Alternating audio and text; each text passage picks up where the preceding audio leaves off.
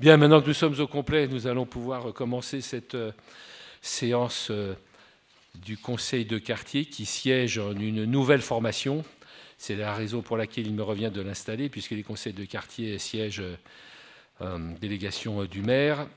Et donc, comme vous le savez sans doute, les conseils de quartier sont renouvelés à mi-mandat, parce que j'ai souhaité que 2 fois plus de citoyens, en quelque sorte, participent à ce bel exercice de démocratie participative. Et donc, à mi-mandat, on change d'équipe.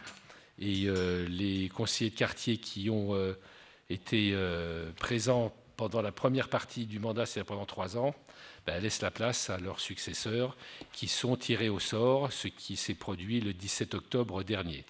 Donc mes premiers mots, bien sûr, seront pour féliciter les anciens conseillers pour leur travail, et puis les nouveaux pour le travail à accomplir, et en tout cas pour avoir été tirés au sort, même s'ils n'y sont pas pour grand-chose, parce que bon, c'est le jeu du hasard quand même. Mais enfin voilà, c'est bien déjà de cette portée volontaire pour servir nos concitoyens dans ce quartier. Alors je voulais féliciter plus particulièrement un membre du conseil de quartier qui lui a été tiré au sort au départ, mais qui a été élu ensuite comme président, comme présidente, Madame Hélène Boyer, qui est donc la nouvelle présidente du conseil de quartier, élue par ses pairs, si je peux dire, après ce tirage au sort au sein de ce conseil de quartier. Et évidemment, le travail sera important. Je voudrais également citer, bien sûr, mon adjoint de quartier, Jacques-Henri Semel. Alors, c'est vrai que là aussi, j'ai procédé à des modifications à la fin de la dernière mandature, puisque ce sont mes adjoints qui présidaient les conseils de quartier.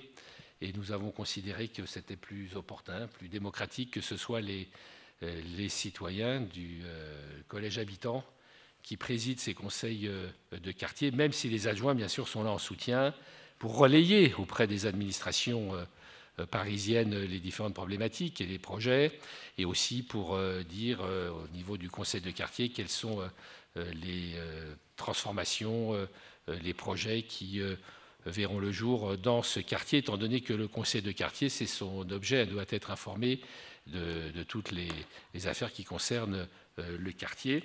Et c'est une instance qui fonctionne depuis la loi de 2002. C'est donc le 5 juillet dernier qu'un appel à candidature a été lancé. Vous voyez, on a voulu laisser le temps entre le mois de juillet et le mois d'octobre au maximum d'habitants de se présenter ces conseils de quartier. Et donc, d'ailleurs, c'est plus de 600 habitants et plus d'une cinquantaine d'associations qui se sont portées candidates pour faire partie des 2 collèges qui ont été renouvelés sur les 4, c'est-à-dire le collège habitant et le collège association, étant donné que les 2 autres collèges sont nommés, si je peux dire. Il y a un collège de personnalités qualifiées que je désigne par rapport aux personnes qui ont un impact plus particulier sur le quartier, et puis également les élus à la proportionnelle des groupes, puisque tous les groupes, enfin les 2 principaux groupes de la majorité, de la municipalité, du conseil d'arrondissement sont représentés. C'est 24 membres titulaires, 12 habitants et 12 suppléants. D'ailleurs, là, il y a une règle très stricte que je rappelle à tous les conseillers de quartier, c'est que 3 absences équivalent à limogeage sans indemnité aucune. Donc, à partir du moment où on se porte volontaire pour représenter d'une certaine façon ses concitoyens, bien sûr, on assume sa mission. C'est 3 conseils de quartier par an. Donc, voilà, on demande vraiment votre présence.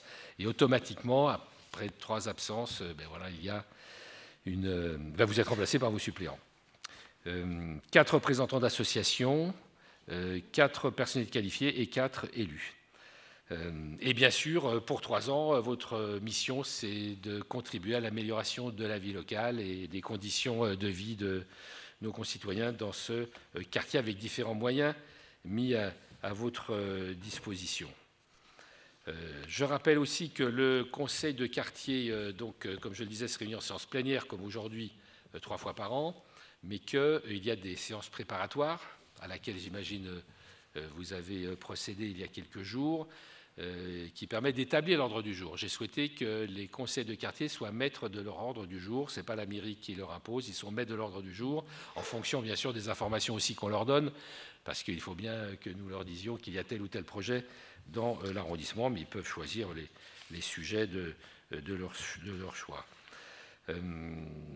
Il y a bien sûr bien des actions qui sont menées par les conseillers de quartier pour s'informer et pour établir ce qui ne va pas, ce qui doit être amélioré, comme les marches exploratoires, les réunions techniques avec les services, tout ça pour identifier des points d'amélioration, faire remonter les problématiques locales. En général, d'ailleurs, il y a des référents au sein du conseil de quartier, je ne sais pas si ça fonctionne comme ça, mais enfin, il y en aura dans ce conseil de quartier comme les autres, un référent propreté, un référent sécurité, pour être plus particulièrement le relais d'ailleurs du conseil de quartier, au niveau par exemple du commissariat central, quand il s'agit de la sécurité, au niveau de mon adjoint qui est ici présent, chargé de l'espace public, Jean-Yves Pinet, et qui est chargé de deux gros sujets quand même dans le 15e, qui est l'entretien de la voirie et la propreté, donc adjoint chargé de l'espace public. Donc il a beaucoup de travail, comme vous pouvez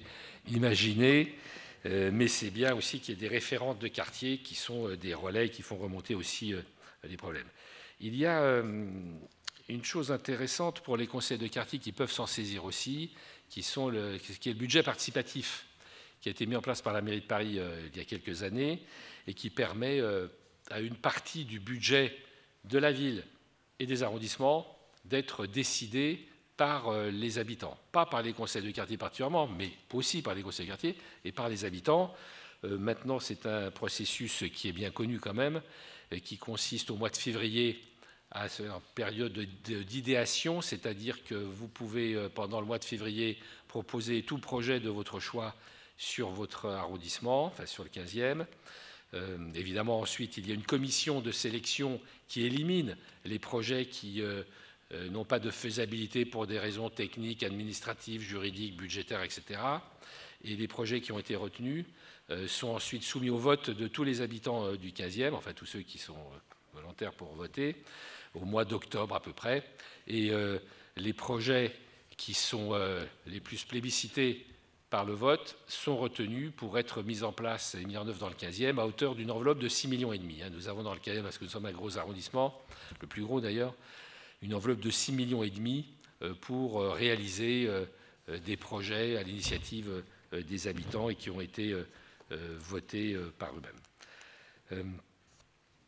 Évidemment, et alors ce que je voulais dire, c'est qu'il y a aussi des projets dans le budget participatif qui sont proposés par les conseils de quartier. Vous pouvez, en tant que conseil de quartier, avoir une idée, un projet, et puis l'envoyer en mairie, le soumettre, et puis il sera soumis au vote comme tous les autres. Il y a d'ailleurs plusieurs projets de conseils de quartier qui ont été adoptés dans les années passées.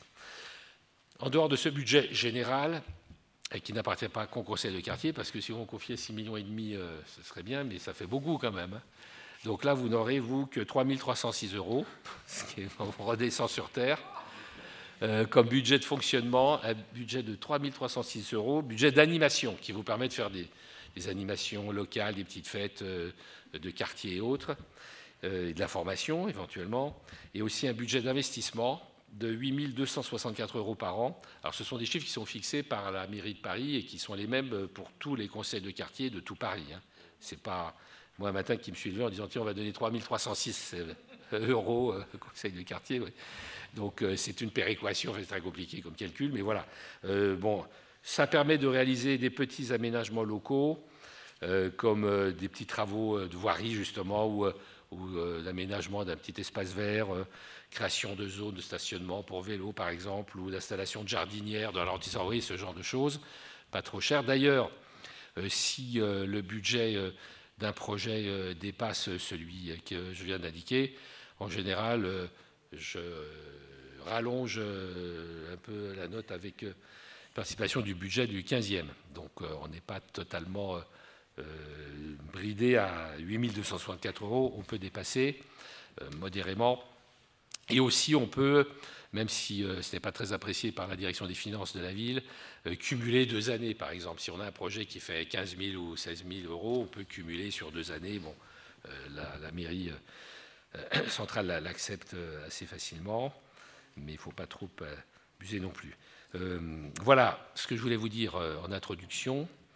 Et puis une dernière information qui concerne les conseillers de quartier exclusivement, c'est que j'ai souhaité aussi qu'il y ait une réunion d'information, voire de formation pour les conseillers de quartier, étant donné que la matière administrative municipale est assez complexe, n'est-ce pas? Vous ne saurez pas tout ce que vous voulez savoir sur le fonctionnement de la mairie centrale et des mairies d'arrondissement, mais enfin les principes de base pour savoir comment fonctionne dans ces grands axes tout cet ensemble. Et donc cette réunion qui sera menée par ma directrice générale des services aura lieu le mardi 19 décembre à 19 h en mairie du 15e. Donc notez bien la date, mardi 19 décembre à 19 h, une réunion qui durera à peu près 2 heures et qui vous donnera les principales informations que vous devez connaître sur le fonctionnement de la mairie. Voilà, maintenant, j'ai terminé pour ce qui concerne l'installation du conseil et puis les informations que je souhaitais vous donner. On pourrait poser des questions, bien sûr, ultérieurement. Et maintenant, je vais rendre la présidence, enfin donner la présidence, finalement, à Madame Hélène Boyer et lui donner définitivement, puisque, voilà, je vais simplement assister, comme je le fais assez régulièrement au conseil de quartier, en répondant évidemment aux questions et en évoquant éventuellement les affaires de l'ordre du jour, mais sous la présidence éclairée voilà, de Madame Boyer. Merci. Merci, Monsieur le maire. Donc, je vais d'abord rappeler que cette réunion est filmée et sera en ligne donc, dès la semaine prochaine sur le site de la mairie du 15e. Peut-être ce qu'on pourrait faire, c'est faire un tour de table pour que chacun se présente. Donc, on commence à droite ou à gauche. Non, par là-bas. Non, il faut un micro parce que comme c'est enregistré, on ne peut pas vous entendre si c'est enregistré et filmé, donc il faut bien parler dans le micro. Donc Margot Savary-Cornali, habitante du 15e depuis plus de 30 ans, et donc je suis du collège des habitants. Marguerite Mouriot, je suis présidente de l'association syndicale du Front de Seine qui défend les copropriétaires des tours, et je suis également présidente du conseil syndical de la tour Avant-Seine. Chantal Fréquiami, habitante de la tour Keller depuis 20 ans.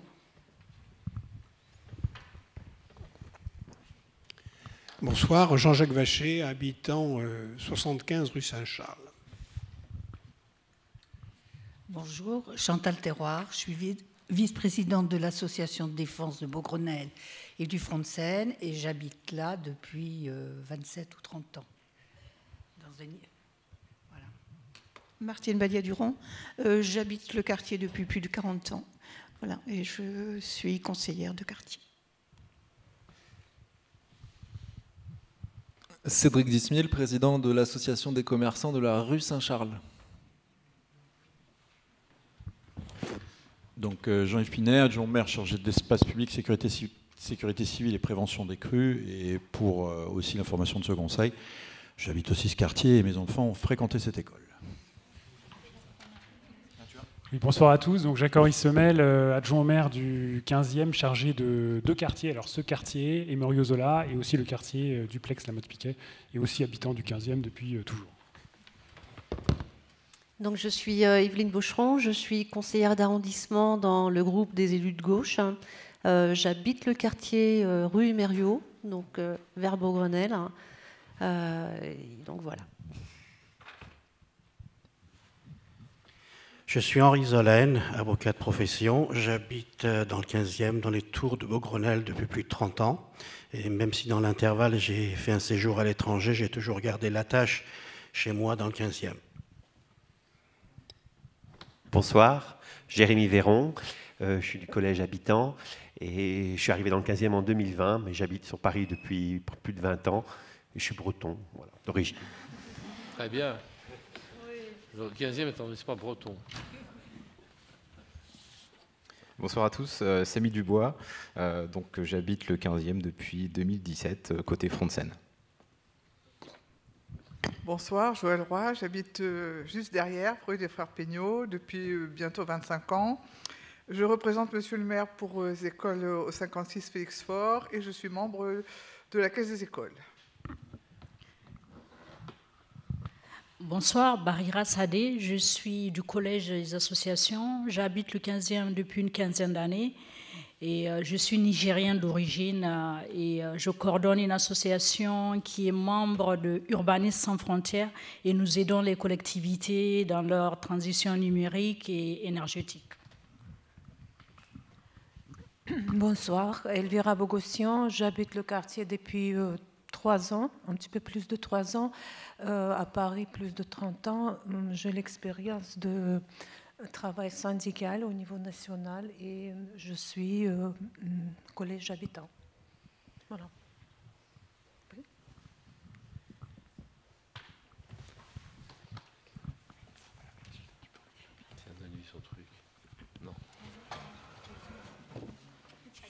Bonsoir, je suis Rosie Roll, je suis la principale du collège Guillaume Apollinaire. J'arrive dans le quartier depuis septembre, mais j'étais déjà en poste dans Paris depuis 2007. Merci. Donc, on va passer à l'ordre du jour. Donc, l'ordre du jour, pour rappel, c'était 2 points.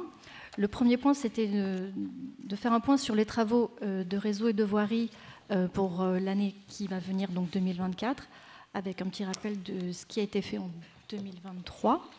Et puis le deuxième point sur lequel nous allons parler, c'est un point d'information sur la révision du plan local d'urbanisme, du PLU.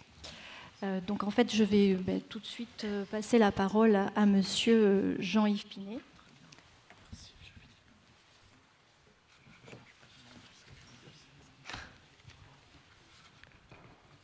Merci beaucoup. Alors, l'année 2023 a vu dans ce quartier un certain nombre de travaux.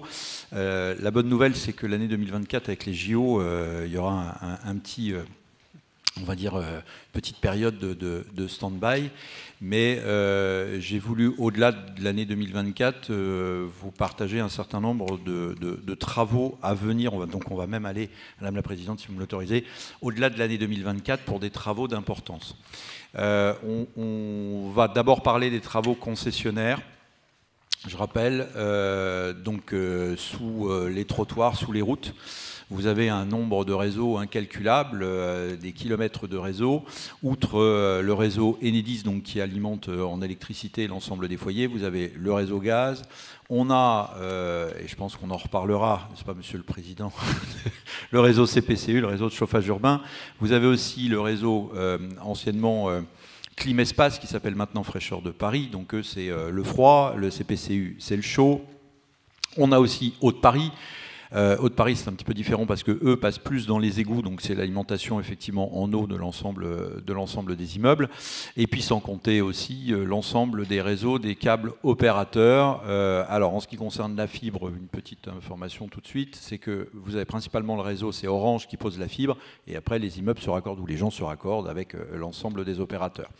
Vous avez aussi, parmi les travaux, alors on le voit moins souvent, vous avez aussi le réseau d'assainissement, parce que sous nos pieds, que ce soit sous les trottoirs ou sous les voies de circulation, on a donc nos collecteurs d'égouts. L'un des plus gros collecteurs du 15e, là où arrivent un peu tous nos immeubles, se trouve rue de la Convention. Donc effectivement, tout ça cumulé, par moment, ça fait beaucoup de travaux. Et avant de vous exposer tous les travaux de ce quartier-là, je rappelle une chose, c'est que parfois on se dit, mais une fois que la tranchée est ouverte, pourquoi ne pas faire tout en même temps ? Alors déjà, tout ne se trouve pas sous nos pieds et en même temps, et en plus il y a les questions de responsabilité. Puis juste pour des petits souvenirs d'école, mélanger le gaz et l'électricité en même temps, voilà, c'est pas très sécure. Et effectivement, quand ils ont terminé, il faut remblayer, et le remblai doit être assuré par l'entreprise qui a fait les travaux, de manière à éviter les futurs dégâts, ou tout au moins les recherches de responsabilité par la suite. Alors c'est vrai que tout ça donne l'impression qu'on est sans cesse en travaux permanents. Vous avez les travaux qui sont programmés, c'est ce que je vais vous présenter, mais on n'est jamais à la merci de l'urgence.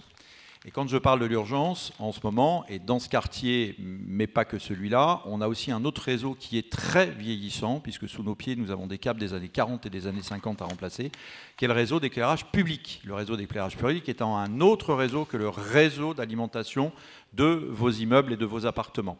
Et effectivement, on est passé de la société Evesa à la société Cielis, puisque c'est un réseau aussi là de concessionnaires. La ville distribue un marché effectivement à une société qui est chargée de gérer tout ça.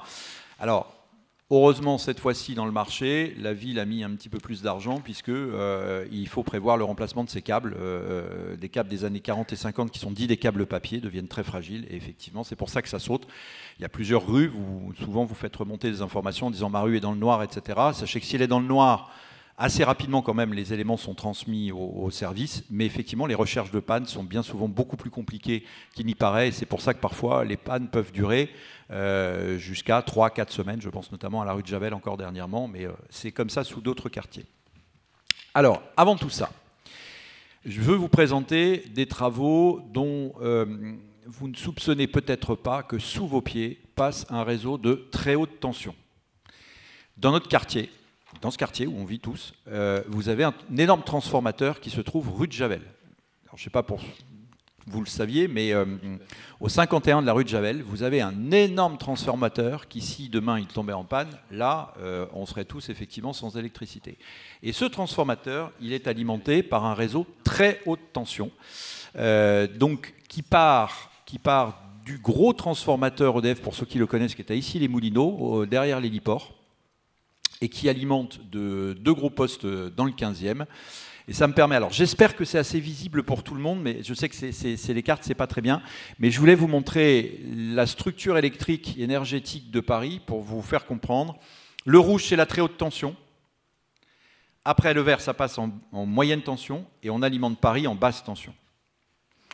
Et donc effectivement, tout ça arrive autour de Paris, puisque nous, on n'a pas, sur le territoire parisien, on n'a pas tous ces pylônes et ces grands câbles à très haute tension qu'on peut voir dès qu'on sort de Paris et qu'on va se balader dans les campagnes françaises.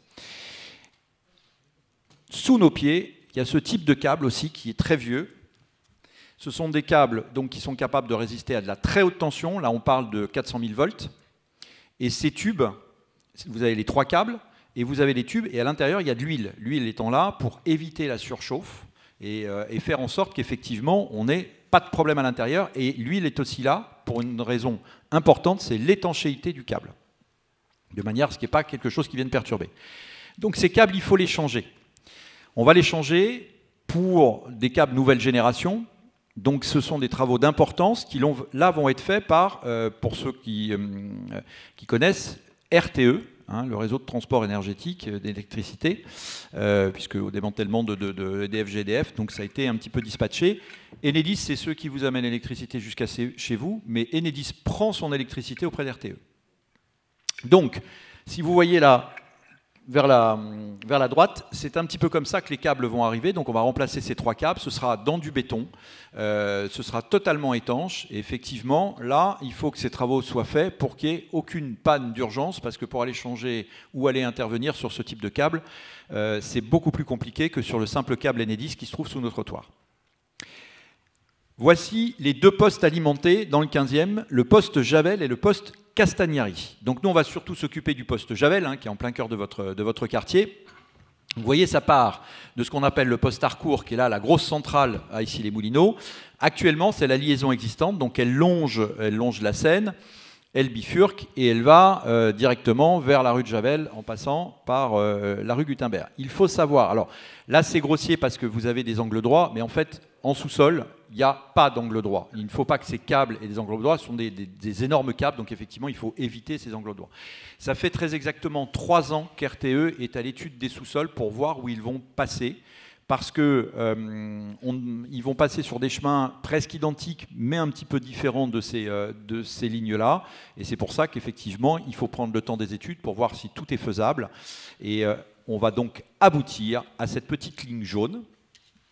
Donc vous voyez qu'elle est un petit peu différente de ce que j'avais. Je vous remontre la ligne rouge pour aller à Javel, et là, la ligne jaune. Donc L'avantage, c'est que tout le long de la Seine, il y a effectivement là déjà des conduits qui sont faits, donc ça va être assez simple. Ce sera un petit peu plus complexe pour aller jusqu'au poste Javel, mais effectivement, je dirais que si on peut avoir des ennuis avec ces travaux, vous imaginez bien que c'est pas pour vous embêter, mais c'est vraiment en plus là des travaux d'une technicité importante, et c'est ce qui permettra d'alimenter finalement la moitié de l'arrondissement quand même, puisque le poste Javel effectivement alimente de très très très nombreux foyers. Ces travaux vont s'étaler pas avant. Non, je vais repasser à Enedis derrière. On probablement pas démarrer avant la fin 2024, début 2025, et s'étaleront jusqu'à 2026. Voilà. Donc c'est vrai que je dépasse un petit peu le cadre de 2024, mais je pensais intéressant de vous apporter cette information sur ce câble. Sur la Seine, on verra quasiment rien puisqu'ils vont déjà passer en fourreau, mais effectivement, on risque d'avoir quelques tranchées pour arriver jusqu'au poste source Javel. Voilà. Et petite information sur ce poste source Javel, comme on est dans une zone inondable, lorsqu'ils ont changé le poste il y a quelques temps, de nouvelles portes étanches ont été posées. Donc en théorie, c'est censé résister à une crue de Seine. Je dis bien toujours en théorie, puisque on ne sait jamais ce qui peut se passer. Ça peut toujours pénétrer par autre part, et à ce moment-là, vous comprendrez bien qu'il faut couper le poste source, et là, ça commencera à poser problème.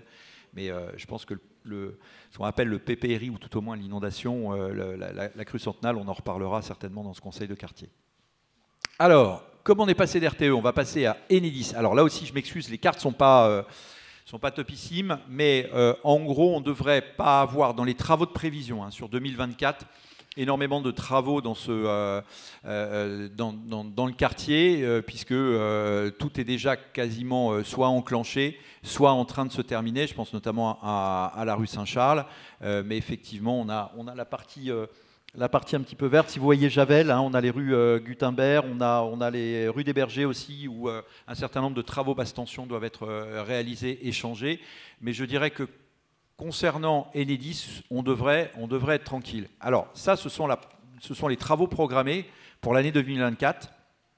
Ça ne veut pas dire qu'on n'aura pas de claquage, ça ne veut pas dire, en fonction, un été encore très chaud, vous avez des câbles en surchauffe, ça peut effectivement, à ce moment-là, disjoncter, et il peut y avoir des soucis.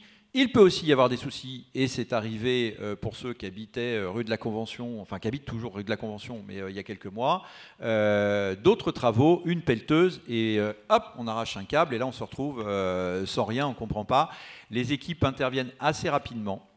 Et ça me permet d'enclencher une petite discussion, c'est que lorsqu'il y a coupure, si la coupure doit durer un certain temps, parce que la réparation nécessite effectivement de durer, les équipes Enedis arrivent soit avec des groupes électrogènes, soit vont chercher avec des gros câbles que vous voyez sur le long de la rue, d'électricité sur un autre poste source, et viennent vous alimenter.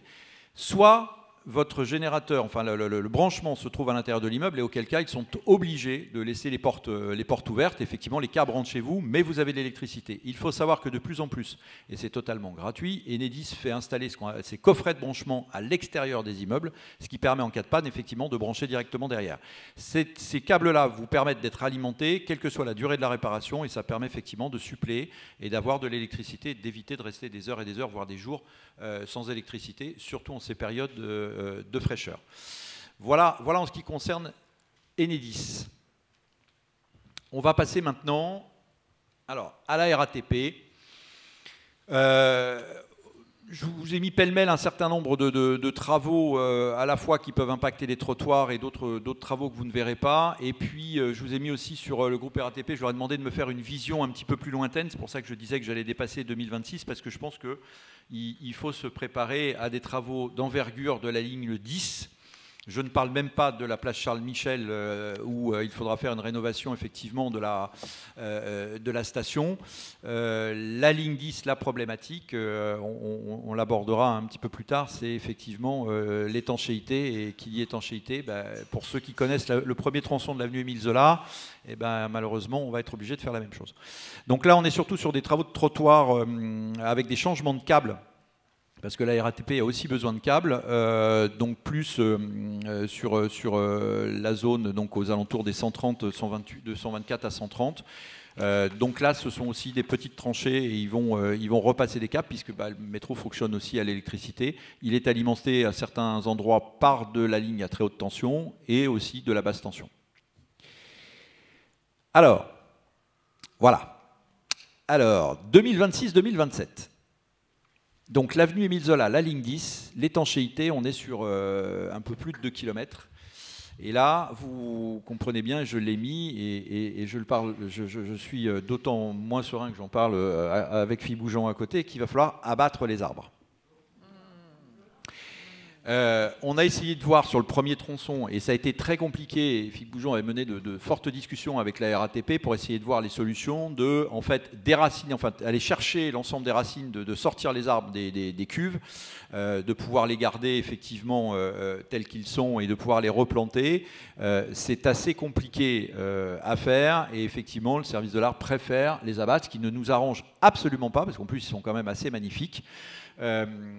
Mais là, alors peut-être que d'ici 2 ans, on aura peut-être d'autres techniques, mais c'est vrai que c'est assez compliqué. Il faut savoir que la ligne 10 prend l'eau, et effectivement, le problème des racines, quand c'est pas cuvelé par en dessous, mais en fin de compte, les racines, elles vont très profondément, et donc aujourd'hui, il y a d'énormes fissures dans les tunnels du métro, et donc ça pose d'énormes problèmes. Mais voilà, donc sachez que de toute façon, c'est replanté. Le problème dans ce genre de cas, c'est qu'on a des arbres qui ont quand même quelques décennies, qui sont magnifiques, et qu'on remplante des petits, parce que malheureusement, on n'arrive pas... oui, c'est scandaleux. Voilà.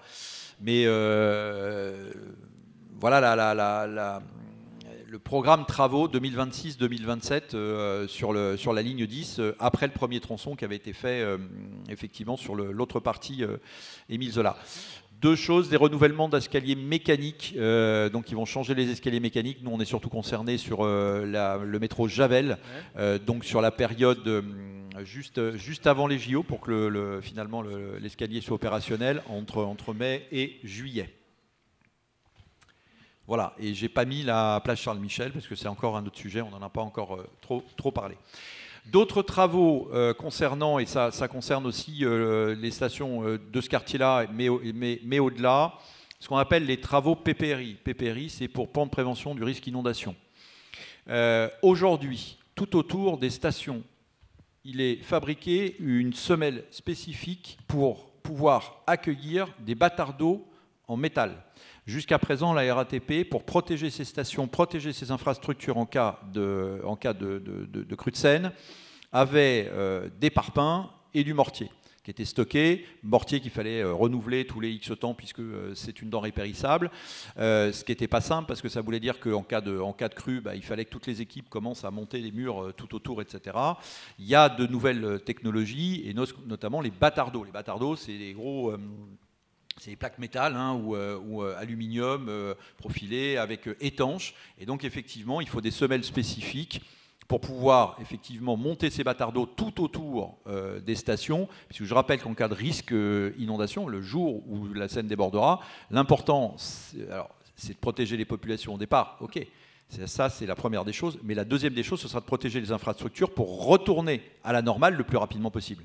Parce que si l'eau s'engouffre partout, le temps qu'elle reparte, et elle abîme énormément. Et dans le métro, effectivement, ça ne fait pas très, très bon ménage. Donc, toutes les stations sont actuellement, effectivement, à revoir et à réétanchéifier. Donc, cette semelle est fabriquée. Dernièrement, ils ont fait la place Ballard. Actuellement, il y a d'autres stations dans les alentours qui sont en travaux, si vous allez du côté de Lourmel ou autre. Mais donc celle d'Émile Zola, celle de Javel, celle de Charles Michel vont être effectivement dans les semaines et dans les mois à venir en travaux tout autour pour ces travaux-là. Et puis une dernière chose, donc ils refont des zones d'ouvrage maçonnés, mais ça, ce sont des travaux de nuit à l'intérieur des stations. Donc là, en fait, ces travaux de maçonnerie, ce qu'ils appellent la régénération, c'est en fait pour suppléer avant les travaux des rétanchéités des tunnels et des stations, donc les fameux arbres qui doivent être totalement coupés. Donc là, ce sont de gros travaux. En ce moment, ils font ces travaux un petit peu, on va dire, de rustine pour éviter que, à ce moment-là, ça s'infiltre trop dans les stations et que ça coupe les lignes. Voilà en ce qui concerne la RATP. Alors, un sujet qui peut fâcher pour beaucoup. CPCU. CPCU. Là aussi, c'est un concessionnaire, donc c'est le chauffage urbain. C'est un réseau vieillissant, c'est de la vapeur à 70 degrés. Et il faut savoir que le plan climat prévoit que toute habitation qui souhaite changer maintenant son système de chauffage, s'il a une chaudière au fioul ou au gaz, s'il est à proximité d'une conduite CPCU, devra passer par CPCU. Ce qui veut donc dire qu'on aura de plus en plus de raccordements, de plus en plus effectivement d'alimentation, ce qui veut donc dire qu'il va falloir que le réseau soit bien entretenu pour éviter qu'il cède. Il cède parce que effectivement parfois ça cède au niveau des soudures. La problématique, c'est que comme c'est de la vapeur très haute pression et assez chaude, quand ça fuit, ça fait de l'eau. Quand l'eau est dans le remblai, etc. Et on se retrouve avec des affaissements de chaussée. Et parfois, souvent, on découvre une fuite CPCU parce qu'on commence à voir le trottoir ou la voie de circulation qui s'affaisse. Alors, je m'excuse aussi, là, c'est pas très visible. Bon, là, je pense que de toute façon, en ce moment, tout le monde le sait. La rue de la Convention alors, la rue Saint-Charles, c'est terminé. La rue Saint-Charles, c'est terminé. Alors, j'aimerais quand même revenir sur cette rue Saint-Charles pour donner certaines informations. Au départ, il faut savoir que ça ne nous a pas arrangé qu'on fasse ces travaux, et surtout qu'on sait que ces PCU, c'est quand même très impactant. La rue de la Convention, plusieurs fuites ont nécessité par moment, y compris même la mise en sens unique, pour ceux qui s'en souviennent, devant la Châtaigneraie, de la rue de la Convention. Il fallait quand même, à un moment donné, que ces PCU nous engagent des travaux d'importance pour enfin changer toute la section qui était foireuse, parce que c'était bourré de trous. Devant la Châtaigneraie, là enfin ça devrait se terminer, on est quand même à la 4e intervention. Même si je viens d'apprendre qu'au carrefour Convention-Berger, ça s'affaisse rue des Bergers, qu'il va falloir couper la rue des Bergers pour réouvrir et changer la section. Donc en juin, il nous présente un plan en disant on a les budgets, on a les équipes, voici ce qu'il faut changer. Donc on partait de la rue Saint-Charles jusqu'à la rue de Lourmel pour un premier tronçon, et après ça impactait sur l'avenue Félix-Faure et la rue Saint-Charles. Donc tout le tronçon était à changer. Rue Saint-Charles, les discussions ont été engagées avec les commerçants, puisque l'idée c'était d'essayer de faire le début des travaux avec le plus de communication possible. Au départ, on nous annonçait effectivement des travaux qui débutaient, on va dire, mi-août, fin août, pour aller jusqu'à Noël, dans la rue Saint-Charles, ce qui était la chose qu'on ne souhaitait pas. Et concernant la rue de la Convention, on allait jusqu'à mars-avril. En démarrant un petit peu plus tôt, on avait comme objectif d'arrêter les travaux dans la rue Saint-Charles mi-octobre. Et c'était ce qui était prévu au calendrier, c'était ce sur quoi on s'était engagé auprès des commerçants. Et pour Convention, la date retenue, en gagnant un peu, puisque les travaux ont débuté à la fin juillet, c'était fin février. Il se trouve, alors que ces PCU nous disaient « non, tout va bien, on tient le calendrier », que les sociétés qui font les tests amiantes, puisqu'il y a plein d'amiantes malheureusement dans nos chaussées, ont pris énormément de retard, et que ces PCU, au lieu de nous dire la vérité, de nous dire qu'ils avaient un problème de calendrier, et de voir comment nous aussi on pouvait les aider vis-à-vis de ces sociétés qui font les analyses d'amiante, eh bien ça a été block-out total, mais tout va bien Madame la Marquise. Et donc nous, on a continué à dire aux commerçants, qui peuvent effectivement aussi être en colère, mais aux habitants qui nous interrogeaient, qu'on tenait le calendrier du 22 octobre pour la rue Saint-Charles et que je tenais le calendrier de fin février pour la rue de la Convention. Quand on a appris que tout ça volait en éclats, parce qu'on a commencé à nous parler de plutôt une date aux alentours du 15 décembre qu'autre chose, donc effectivement là, comme on dit, la moutarde nous est montée au nez, donc il y a eu de grosses réunions, je ne vous cache pas que ça a été assez virulent, et là on a demandé effectivement de nouveaux plans, des changements d'équipe, et on leur a demandé de mettre une pression maximum à tout le monde, de manière à ce que au moins le mois de décembre puisse être tranquille pour les commerçants, pour les achats de tout le monde. Alors ce n'est pas le cas sur convention, puisque là, on est un petit peu plus long. Je vous avais dit au départ, on était sur fin février. Voilà, donc ce soir, je peux vous annoncer, en tout cas pour ceux qui peuvent y passer, que le Paris fermier a pu s'installer. Voilà, l'asphalte s'est terminé ce matin. Enfin, il a retiré les barrières ce matin. Hier, ils sont venus. Et donc, c'est enfin terminé. Et donc, on ne devrait pas y revenir. On a même vu pour une solution transitoire. J'avais dit, écoutez, si on ne fait pas l'asphalte, c'est pas grave, mais au moins qu'on puisse faire le Paris fermier. Concernant convention, je ne vous cache pas que février, ça va être compliqué à tenir, d'autant que, bien évidemment, ils viennent de m'annoncer qu'il fallait déplacer 2 stations Vélib et que pour déplacer une station Vélib, ça prend aussi un petit peu de temps. Mais on va essayer de tenir les délais et au moins de finir sur mars, sachant que le gros, là, il va y avoir un transfert, puisque l'impact aujourd'hui sur la rue de la Convention, c'est qu'ils ont changé le collecteur qui est en dessous, donc le gros tuyau qui se trouve côté pair, et que là, maintenant, ils vont passer côté impair. Mais c'est vrai que c'est très impactant pour tout le monde, y compris pour le 62, pour ceux aussi qui résident là et qui travaillent là. La moindre livraison vous met tout de suite très rapidement en croix la rue de la Convention. Donc c'est le gros des travaux CPCU encore pour 2024, donc cette rue de la Convention, et on devrait être assez tranquille. Après, on est juste sur des petits travaux de raccordement d'immeubles qui sont moins impactants. Alors, sans oublier ce que je vous ai dit aussi à un moment donné, c'est que dans une des visites de chantier que j'ai fait sur le chantier de la Convention, on m'a annoncé qu'il y avait un nouvel affaissement rue des Bergers et donc il va falloir recasser. Donc j'espère qu'aux alentours, il n'y a pas trop d'autres soucis et qu'on ne va pas nous annoncer qu'on va recasser.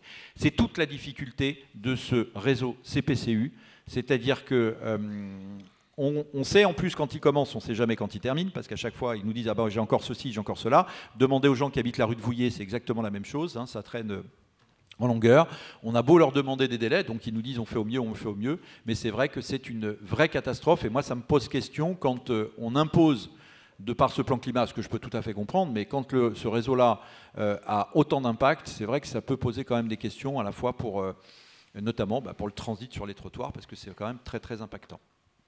Voilà en ce qui concerne CPCU pour 2024. Un petit mot donc sur les raccordements, effectivement, donc voyez ce qu'il en est. Il y a assez peu, il y a la rue de l'Ormel, mais c'est pas vraiment ce quartier-là. Et après, on est sur des suppressions de branchements. Donc vous voyez que normalement votre quartier est un peu épargné après ces énormes travaux sur 2023. Enfin, on arrive à des travaux de la section territoriale. Donc là, on est plus... Parce que concernant GRDF, vous n'avez pas de travaux, si vous voulez. On est vraiment très très peu impacté, puisqu'il y a à l'angle, il y a un changement de raccord qui se fait à l'angle entrepreneur Mademoiselle Commerce, mais c'est vraiment de tout petits travaux, donc assez peu impactants pour l'espace public. Donc c'est assez rapide. En ce qui concerne les travaux de voirie propre, et notamment pour certains, dans le cadre du plan embellir votre quartier. Alors, la place de Brazzaville qu'on espérait pouvoir débuter rapidement et reporter après les JO.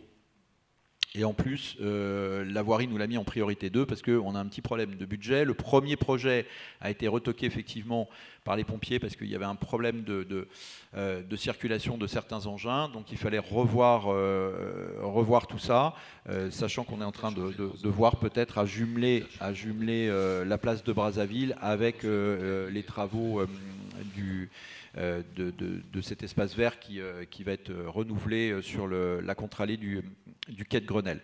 Je vous avoue pas qu'on est un peu déçus parce qu'on espérait bien quand même pouvoir lancer cette place de Brazzaville un petit peu plus longtemps. Alors, par contre, avant les JO, vous allez avoir le tapis avenue Émile Zola entre la rue Violet et la rue Henri Duchesne. Le tapis, c'est la voie de circulation. On gratte et on refait tout le macadam. Sur la place du commerce, pareil, il y avait effectivement un certain nombre de travaux à engager, notamment pour rejoindre les deux petites rues, vous savez, qui sont autour de la maison communale, là, pour faire quelque chose plus de zone, ce qu'on appelle zone de rencontre, c'est-à-dire obliger les voitures à passer sur quelque chose de surélevé, permettre aux piétons de mieux circuler. Là, pareil, en raison des coûts et donc des budgets à trouver, c'est post-JO, peut-être même 2025. Et idem pour la place Étienne Pernès. La place Étienne Pernès, c'est ce qui était prévu au niveau de l'ancienne concession Citroën, où il fallait la refaire, tout un trottoir qui est mal refait. Et là, idem, on est plutôt sur du post-JO, voire 2025. Je ne vous cache pas que même ce projet-là, peut-être, comme on dit, a du plomb dans l'aile, parce qu'on a quelques problèmes budgétaires. Voilà en ce qui concerne le programme travaux dans ce quartier-là. Donc j'ai essayé d'être le plus exhaustif possible. Voilà, il n'y a pas de travaux concernant le réseau d'éclairage encore dans ce quartier-là, parce que là aussi c'est par tranche et effectivement on n'est pas encore dessus. Probablement ça se verra sur 2026-2027, mais pas avant. Voilà ce que je pouvais vous dire, et donc je suis à la réponse des questions de tout le monde. Donc merci Monsieur Pigny. Donc on va passer aux questions. Donc on va prendre les questions 3 par 3, je vous propose, et de commencer par les conseils de quartier autour de la table, si vous avez des questions. Monsieur Vacher. Si, mais c'est enregistré. Oui, sinon ils n'entendront pas.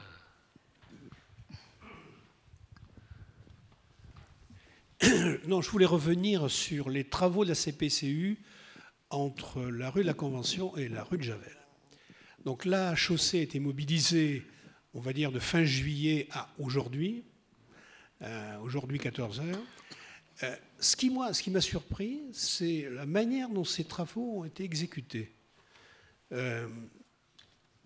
Absence d'ouvriers pendant des semaines, ou du travail éventuellement le samedi. Moi, j'avoue que je ne comprends pas très bien comment ces entreprises travaillent.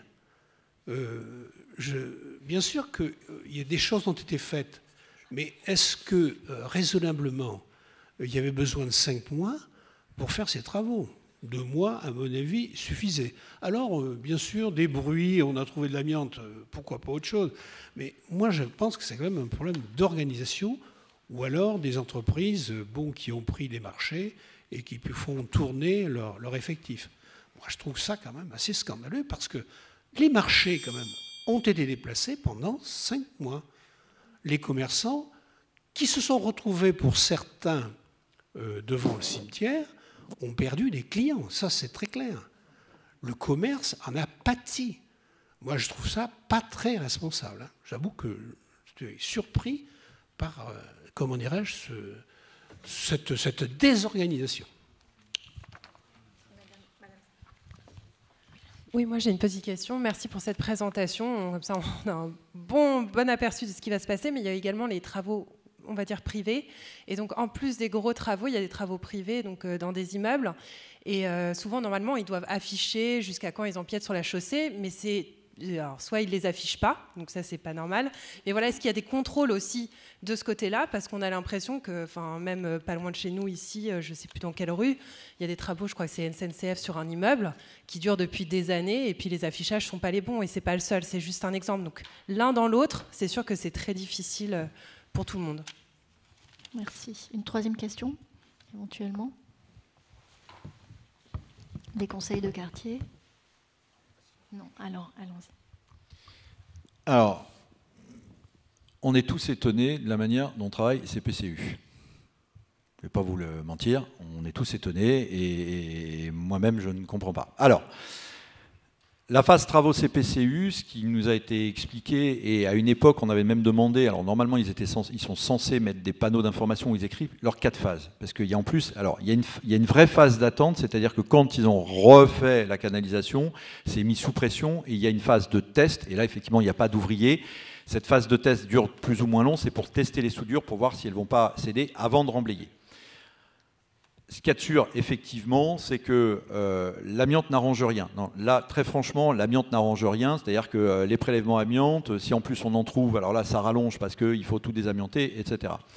En fait, si vous regardez, la difficulté, c'est que ça pète partout, ils font des ouvertures partout. Or, il n'y a pas un nombre incalculable d'entreprises spécialisées pour ce type de travaux. Et que si vous avez une entreprise avec 100 ouvriers et que vous avez 200 points d'ouverture, il y a un moment donné où, en termes de RH, ça coince. Ça aussi, on essaye de voir avec eux, et normalement, alors, nous on essaye de le faire à notre échelle à l'arrondissement, mais normalement la ville est censée gérer, puisque c'est quand même la ville qui a le contrat entre les mains, et c'est vrai que c'est très très très compliqué. Pareil, sur les entreprises qui font les soudures, parce que alors vous avez le gros œuvre, hein, où justement vous avez principalement, donc eux, ils utilisent surtout la société qui s'appelle BIR et la société qui s'appelle Catema. Pareil, sur l'asphalte, il n'y a pas 36, il y a Eurovia, il y a Jean Lefebvre, donc il n'y en a pas non plus 36. Et donc, c'est de dire, bon, ok, vous avez ouvert, et une fois qu'ils ont ouvert pour les changements, pour les soudures, il n'y a pas 36 soudeurs non plus. Et en fait, toute la difficulté est là. Et le problème, c'est que, comme ça pète d'un peu partout, alors entre les prévisions des travaux, surtout sur des travaux qui sont si longs, et je vous accorde, on aurait dû terminer, si les choses s'étaient faites normalement, on a débuté fin juillet sur la rue Saint-Charles, pour terminer le 22 octobre. C'était prévu. Et ça, c'est une phase normale sur des travaux de cette longueur-là. Avec toutes les difficultés que ça a effectivement sur le marché et l'impact que ça a, je vous l'accorde. Et je vous dis, c'est pareil, là aussi, là où je vous rejoins, c'est que, et on leur dit, pourquoi vous ne nous avez pas dit avant qu'il fallait faire sauter les 2 stations Vélib sur la rue de la Convention quand vous allez passer de l'autre côté? C'est aussi là un problème pour eux d'organisation. Alors, il y a un système qui s'appelle normalement, enfin, ils sont notés, parce qu'il y a la ville de Paris note les chantiers et leur attribue des notes. La dernière fois, ils m'ont sorti qu'ils avaient une bonne note de la ville de Paris. Moi, si vous voulez, on a beau faire remonter les informations, si la ville de Paris leur donne une bonne note alors que vous voyez vous-même que ça ne va pas en chantier, c'est un petit peu compliqué. Mais sachez qu'on s'en plaint, on en fait remonter. Sachez aussi, à la demande de Philippe Goujon, lorsqu'on a reçu la dernière fois le directeur de CPCU, chez Enedis, chez GRDF, j'ai un correspondant unique qui me permet d'avoir toutes les informations sur tous les chantiers. Ce n'était pas le cas chez CPCU. C'est le cas aujourd'hui. Parce qu'on en a parlé, la demande de Philippe Goujon, de dire, voilà, c'est votre organisation. Donc eux-mêmes sont en train de se réorganiser. Donc, je ne vais pas me faire l'avocat de CPCU, je ne le voudrais surtout pas, absolument pas, mais en tout cas, on essaye d'améliorer les choses, croyez-le bien, et on a conscience effectivement des désagréments que ça peut vous avoir. Alors, les chantiers privés, qui sont effectivement très nombreux sur le 15e. Alors, ça part du petit ravalement d'immeubles à la grosse construction, comme vous avez actuellement sur la rue Gutenberg, sur la rue des Bergers. Effectivement, toutes, à partir du moment où elles empiètent sur l'espace public, font des demandes d'occupation d'espace public. Toutes sont censées, et doivent le faire, et beaucoup prennent des PV d'ailleurs là-dessus, doivent afficher leurs autorisations. L'autorisation, vous allez trouver le nom du maître d'ouvrage, vous allez trouver le nom du maître d'œuvre. Donc maître d'ouvrage, c'est celui qui est à l'origine des travaux. Le maître d'œuvre, c'est celui qui les exécute. Généralement, c'est l'entreprise. Et vous allez avoir la date de début d'emprise, la date de fin d'emprise, avec le document qui est signé par le chef de la voirie du 15e, de manière à ce que ce soit validé. Alors, parfois, ils oublient, quand ils font des prolongations, ils oublient d'afficher la prolongation, donc vous allez voir une affiche qui va vous dire le chantier devait s'arrêter fin juin. Oui, sauf qu'entre-temps, ils ont fait une demande de prolongation jusqu'à fin décembre qui a été accordée parce que pour telle et telle raison. Et donc, ça, vous ne le voyez pas. Ça, n'hésitez pas à faire remonter au sein du conseil de quartier.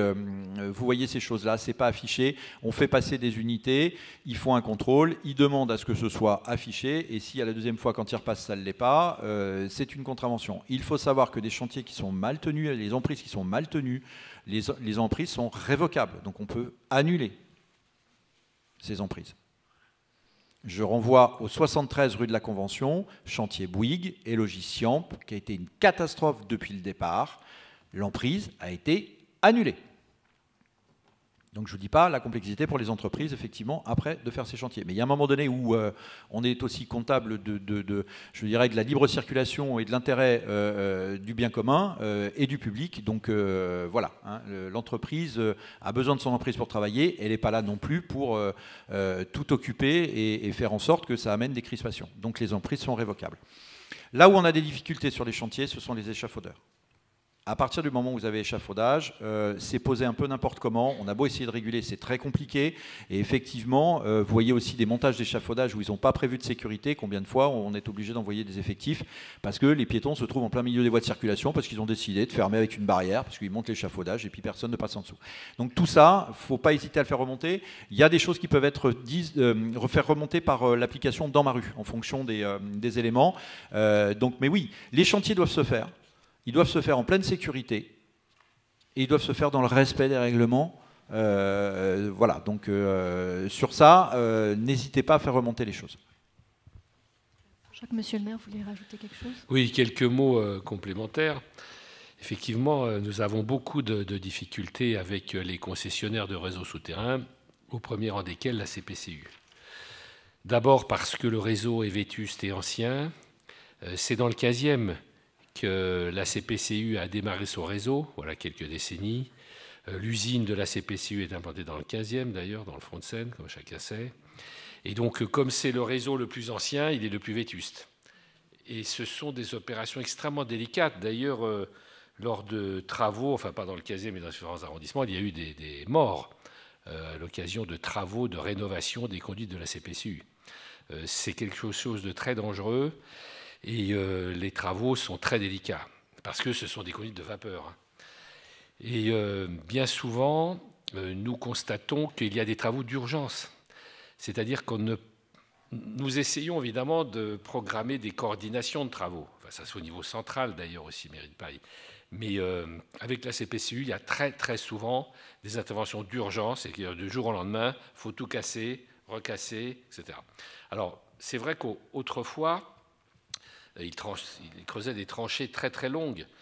Aujourd'hui, on nous dit qu'ils ont maintenant des robots qui permettent d'inspecter, parce qu'avant, il fallait tout casser pour inspecter ce qui n'allait pas dans une canalisation. Là, aujourd'hui, ils ont des robots qui circulent dans les canalisations, ce qui permet normalement d'avoir plutôt 2 trous qu'une tranchée. Mais ce n'est pas toujours possible non plus quand il y a des coudes, des virages, etc. Enfin, moi, je ne cesse de convoquer, comme le disait Jean-Yves, des directeurs de la CPCU pour les engueuler, quoi, parce qu'on n'en peut plus, des travaux de la CPCU. Hein. C'est peut-être la moitié des travaux impactants, perturbants du 15e. Bon, pour les autres concessionnaires, Jean-Yves a dit ce qu'il fallait, moi je ne rajouterai pas davantage, mais c'est vrai qu'on a quand même le sentiment que tout ça pourrait être mieux amélioré, bien amélioré. C'est pourquoi j'ai désigné d'ailleurs un élu chargé de la coordination des chantiers aussi sur l'arrondissement, qu'il y a aussi un adjoint maire de Paris chargé de ça. Mais on a beau faire tous les efforts, il y a tellement d'interventions d'urgence pour des réseaux vétustes. Par exemple, l'éclairage public, au passage. L'éclairage public, vous voyez des rues qui sont dans le noir le soir. Je comptais des habitants qui me disaient encore que vers Brancion, là, il y avait encore des pannes. Bon, ben oui, il y a des pannes tout le temps parce que le réseau est très vétuste. Moi, je le dis à la mairie de Paris, rénover l'éclairage public dans le 15e, il me faut 20 millions d'euros. Et je ne les ai pas. Donc, on répare, on fait des interventions d'urgence sur des petits tronçons, etc.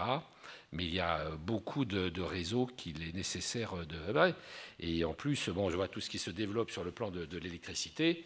Je suis un peu inquiet parce qu'on tire de plus en plus et les réseaux ne sont pas assez puissants pour supporter toute cette charge. Hein. Donc, il faut vraiment qu'au niveau municipal, le budget d'ailleurs de l'éclairage public a été assez considérablement augmenté, hein, Jean-Yves, sur le plan parisien. Maintenant, il faut ensuite que les travaux se fassent et qu'ils se fassent vite parce qu'on a quand même des réseaux qui ne tiendront pas longtemps. Hein. Voilà. Merci, Monsieur le maire. S'il y a des questions dans le public, alors pareil, je vous propose de les prendre 3 par 3, si vous voulez bien.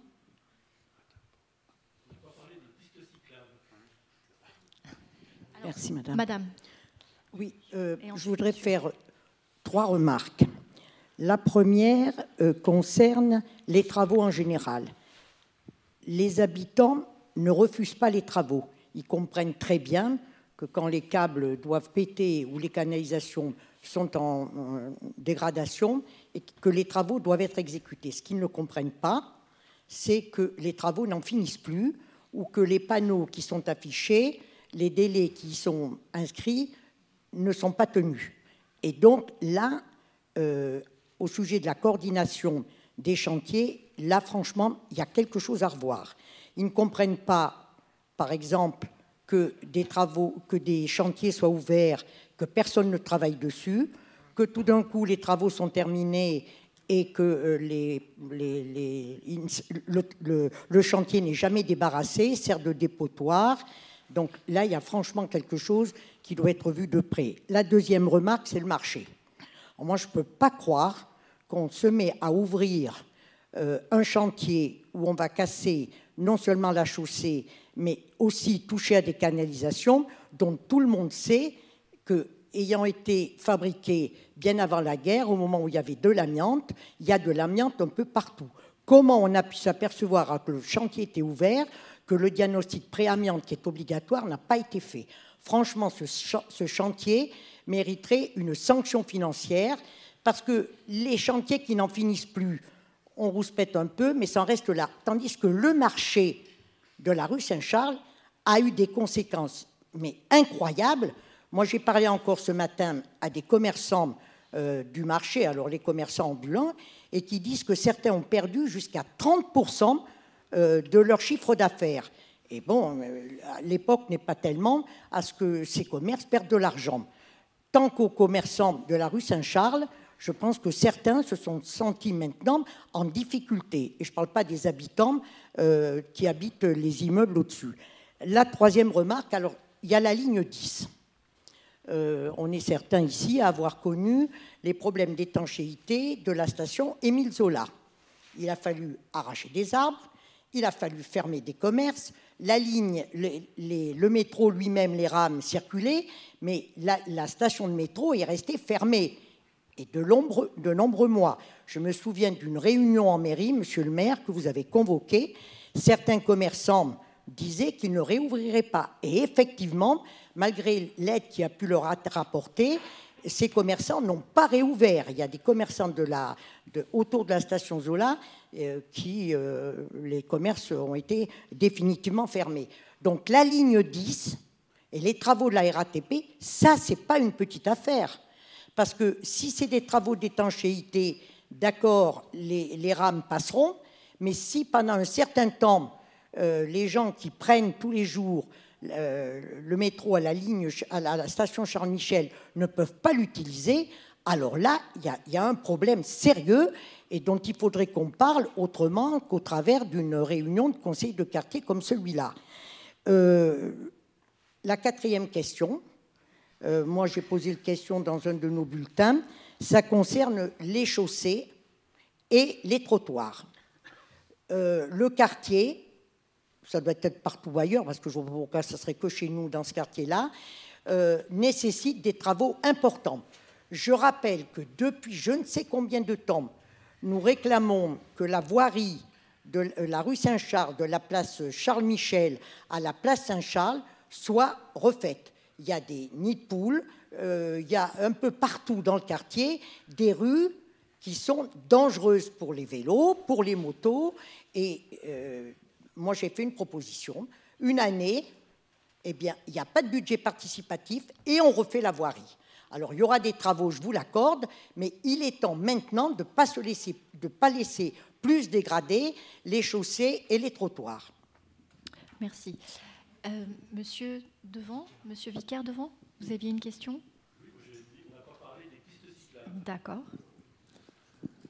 Ma question, c'était savoir où on en était sur les pistes cyclables dans le quartier. D'accord. Donc, monsieur Pinet va répondre. Alors, si vous me permettez, monsieur, je vais répondre à Madame Baudot et je vais commencer par sa dernière question. Vous savez très bien, Madame Baudot, que le nerf de la guerre, c'est l'argent. Et en ce qui concerne la rénovation des trottoirs et des voies de circulation, c'est l'argent. Le 15e, 150 km de voirie, 300 km de trottoirs. Le budget pour entretenir les voies alloué au maire du 15e, 1,4 million. À votre avis, je vous ai présenté là, le tapis avenue Émile Zola entre Violet et Henri Duchesne. Pour ceux qui connaissent l'avenue Émile Zola, on pourrait en refaire j'ai pas plus pour pouvoir le faire. Ah mais c'est ce qu'on fait et Et Madame Bocheron, on peut l'entendre, à chaque conseil d'arrondissement, on n'est pas à la hauteur des budgets de rénovation réels des trottoirs. Alors, je vous renvoie au conseil d'arrondissement de lundi prochain, et je ne vais pas dévoiler les discussions, mais vous avez peut-être entendu le plan piéton de la ville de Paris, on verra bien ce qu'il en est. Même avec embellir votre quartier, 5 millions étaient alloués.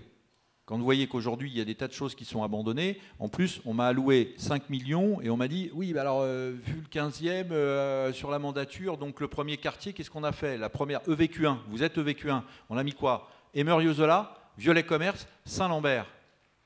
Je fais quoi avec 5 millions? On ne fait pas grand-chose. Donc si c'est pour mettre des barrières uniquement pour fermer des rues et dire oh, tiens on a fait des rues piétonnes mais sans refaire correctement les trottoirs, ça ne sert à pas grand chose.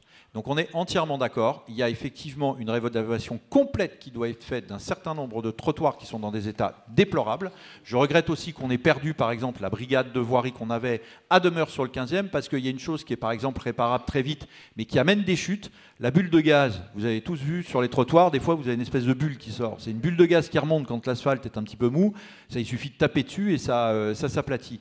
La brigade de voirie a été mutualisée, maintenant c'est une brigade qui se trouve, alors leurs locaux sont dans le 16e, mais ils gèrent plusieurs arrondissements. C'est-à-dire qu'on fait des demandes par Internet, ça passe, c'est-à-dire qu'il faut minimum 4 jours pour qu'il y ait une intervention, alors qu'avant on l'avait dans les 2 heures. Donc voilà, bon, on en est là, on espère effectivement, c'est comme les passages piétons, ils sont pour beaucoup tous effacés, il faudra un grand plan pour les refaire entièrement, donc voilà. Et quand je disais le nerf de la guerre c'est l'argent, s'il y a bien par contre, on va dire, un dossier qui n'en manque pas, et je reviendrai sur vos 2-3 remarques par la suite, c'est effectivement les pistes cyclables, monsieur. Là, la mission vélo, effectivement, on a l'impression que l'argent coule à flot, puisque voilà, la piste cyclable de la rue Linois, mais c'est la rue de Vaugirard aussi qui n'est toujours pas terminée, etc. Concernant les pistes cyclables telles que celle de la rue Linois, il n'y a que celle-là qui est prévue dans le quartier. On est sur la fin. Là aussi, ça devait se terminer avant les fêtes de Noël. Il y a encore quelques barrières. Et il y a même eu quelques difficultés, puisque dernièrement, on a été saisi par la RATP, puisque les barrières avaient été mises tellement bien que chaque bus RATP tapait le rétroviseur. Donc ça s'est réglé. Mais voilà, ça devait se terminer. Et je peux vous assurer que sur cette piste-là, avec Jacques-Henri, on a essayé de minimiser les nuisances, parce que ce qui nous était proposé au départ, dans le planning travaux et la manière de faire, en gros, il venait un matin et il vous mettait les barrières de part et d'autre, c'est-à-dire que toute la rue Linois était impraticable, et puis il travaillait effectivement. Et là aussi, je rejoins aussi monsieur, il y a des fois où vous avez les barrières et vous n'avez personne dedans. Monsieur le maire, vous vouliez rajouter? Oui, pour répondre plus précisément à Madame Baudot, et pour démontrer que, vous voyez, parfois on suit vos conseils et vos injonctions, c'est qu'au conseil d'arrondissement de lundi, je vous invite à y assister d'ailleurs, il y a la présentation du plan piéton de la ville de Paris, qui sera sorti de 300 millions d'euros. Alors, c'est vrai, ça peut paraître beaucoup comme ça, mais divisé en 20 arrondissements, ça fait beaucoup moins. Comme le disait Jean-Yves, on a un kilométrage de voirie et de trottoir assez considérable. Je dépose un amendement, un vœu, pour un plan d'urgence de 3 ans de rénovation totale de la voirie, trottoirs et chaussées. Surtout les trottoirs d'ailleurs, mais trottoirs et chaussées qui sont dans un état catastrophique. Ça doit être une priorité municipale. Moi, une ville, les priorités d'une ville, c'est l'hygiène et l'entretien de l'espace public. C'est d'abord ça les priorités principales. Or, je constate que les budgets qui y sont consacrés sont bien au-dessous de ce qu'il serait nécessaire, ne serait-ce que pour réparer, entretenir, avoir un réseau. On ne demande pas que les trottoirs soient laqués à leur fin, mais pour que ce soit, pour qu'on ne tombe pas. Vous savez que les dépenses d'indemnisation de personnes qui sont tombées sur la publique ont explosé à Paris. Qui n'est pas tombé dans la rue?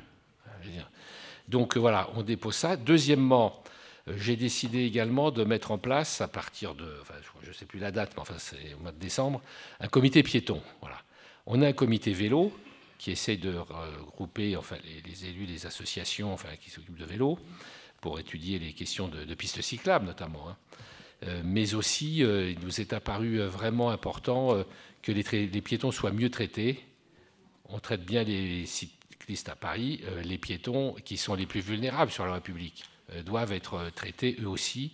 Donc on met en place ce comité piéton, parce que nous sommes favorables, c'est vrai par ailleurs, aux pistes cyclables, bien sûr. Il faut promouvoir le développement du vélo en ville, mais ce n'est pas une raison pour faire n'importe quoi. Je ne dis pas que la ville fait n'importe quoi partout. Il y a des choses qui sont très bien faites au niveau des pistes cyclables, mais il y en a d'autres qui sont extraordinairement accidentogènes et qui n'auraient jamais dû être conçues comme ça, comme par exemple la piste Vaugirard, qui est bidirectionnelle, à double sens, et que pour traverser la rue, c'est le parcours du combattant quand même. Hein. On a de la chance si en traversant la rue, on ne se fait pas écraser. Donc voilà, il y a quand même des sujets, même si nous, bien sûr, on fait le maximum pour développer les itinéraires cyclables, dans la perspective d'une ville cyclable, quoi. C'est important pour diminuer la circulation automobile. Enfin bon, voilà, entre les travaux et tout le reste, c'est quand même compliqué. Donc on va essayer avec ce comité piéton d'examiner les situations les plus urgentes et puis les plus délicates pour que les piétons ne soient plus les sacrifiés de la voie publique à Paris. Merci, Monsieur le maire. Alors, est-ce qu'il y a encore des questions dans le public? Madame Larguillère. Une devant et une derrière. C'est juste une remarque plus qu'une question. Les travaux ont souvent un impact sur les voies des vélos, hein, et en particulier, si on reprend l'exemple de la rue Saint-Charles, la voie cyclable était coupée. Et donc il y a bien eu effectivement une information sur la voie publique qui disait que les vélos n'avaient plus le droit de passer, c'est-à-dire que vous avez le panneau qui autorise les vélos à passer, hein, sans s'interdire. Voilà. Mais moi j'ai constaté effectivement que de multiples fois il y avait des vélos qui prenaient ce truc, qui était très dangereux. Ma remarque est donc plutôt sur ce panneau et sur cette signalisation, parce que j'ai remarqué qu'il y a de nombreux gens, vélos, automobiles, etc., qui connaissent pas bien en fait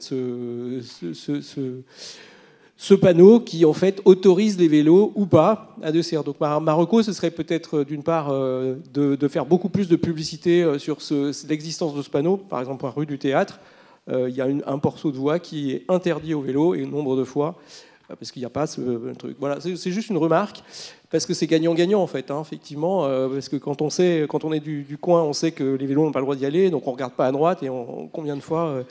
Et donc, quand on râle, le vélo râle. Voilà, c'est plus une remarque et une reco. Et sur rue Saint-Charles, j'avais quand même remarqué que comme les travaux étaient quand même amputés la voie assez largement, le panneau était quand même très très très loin. Et effectivement, il était barré, mais personne ne le voyait. Donc, c'est plus une reco. Voilà. Merci. Je vous en prie.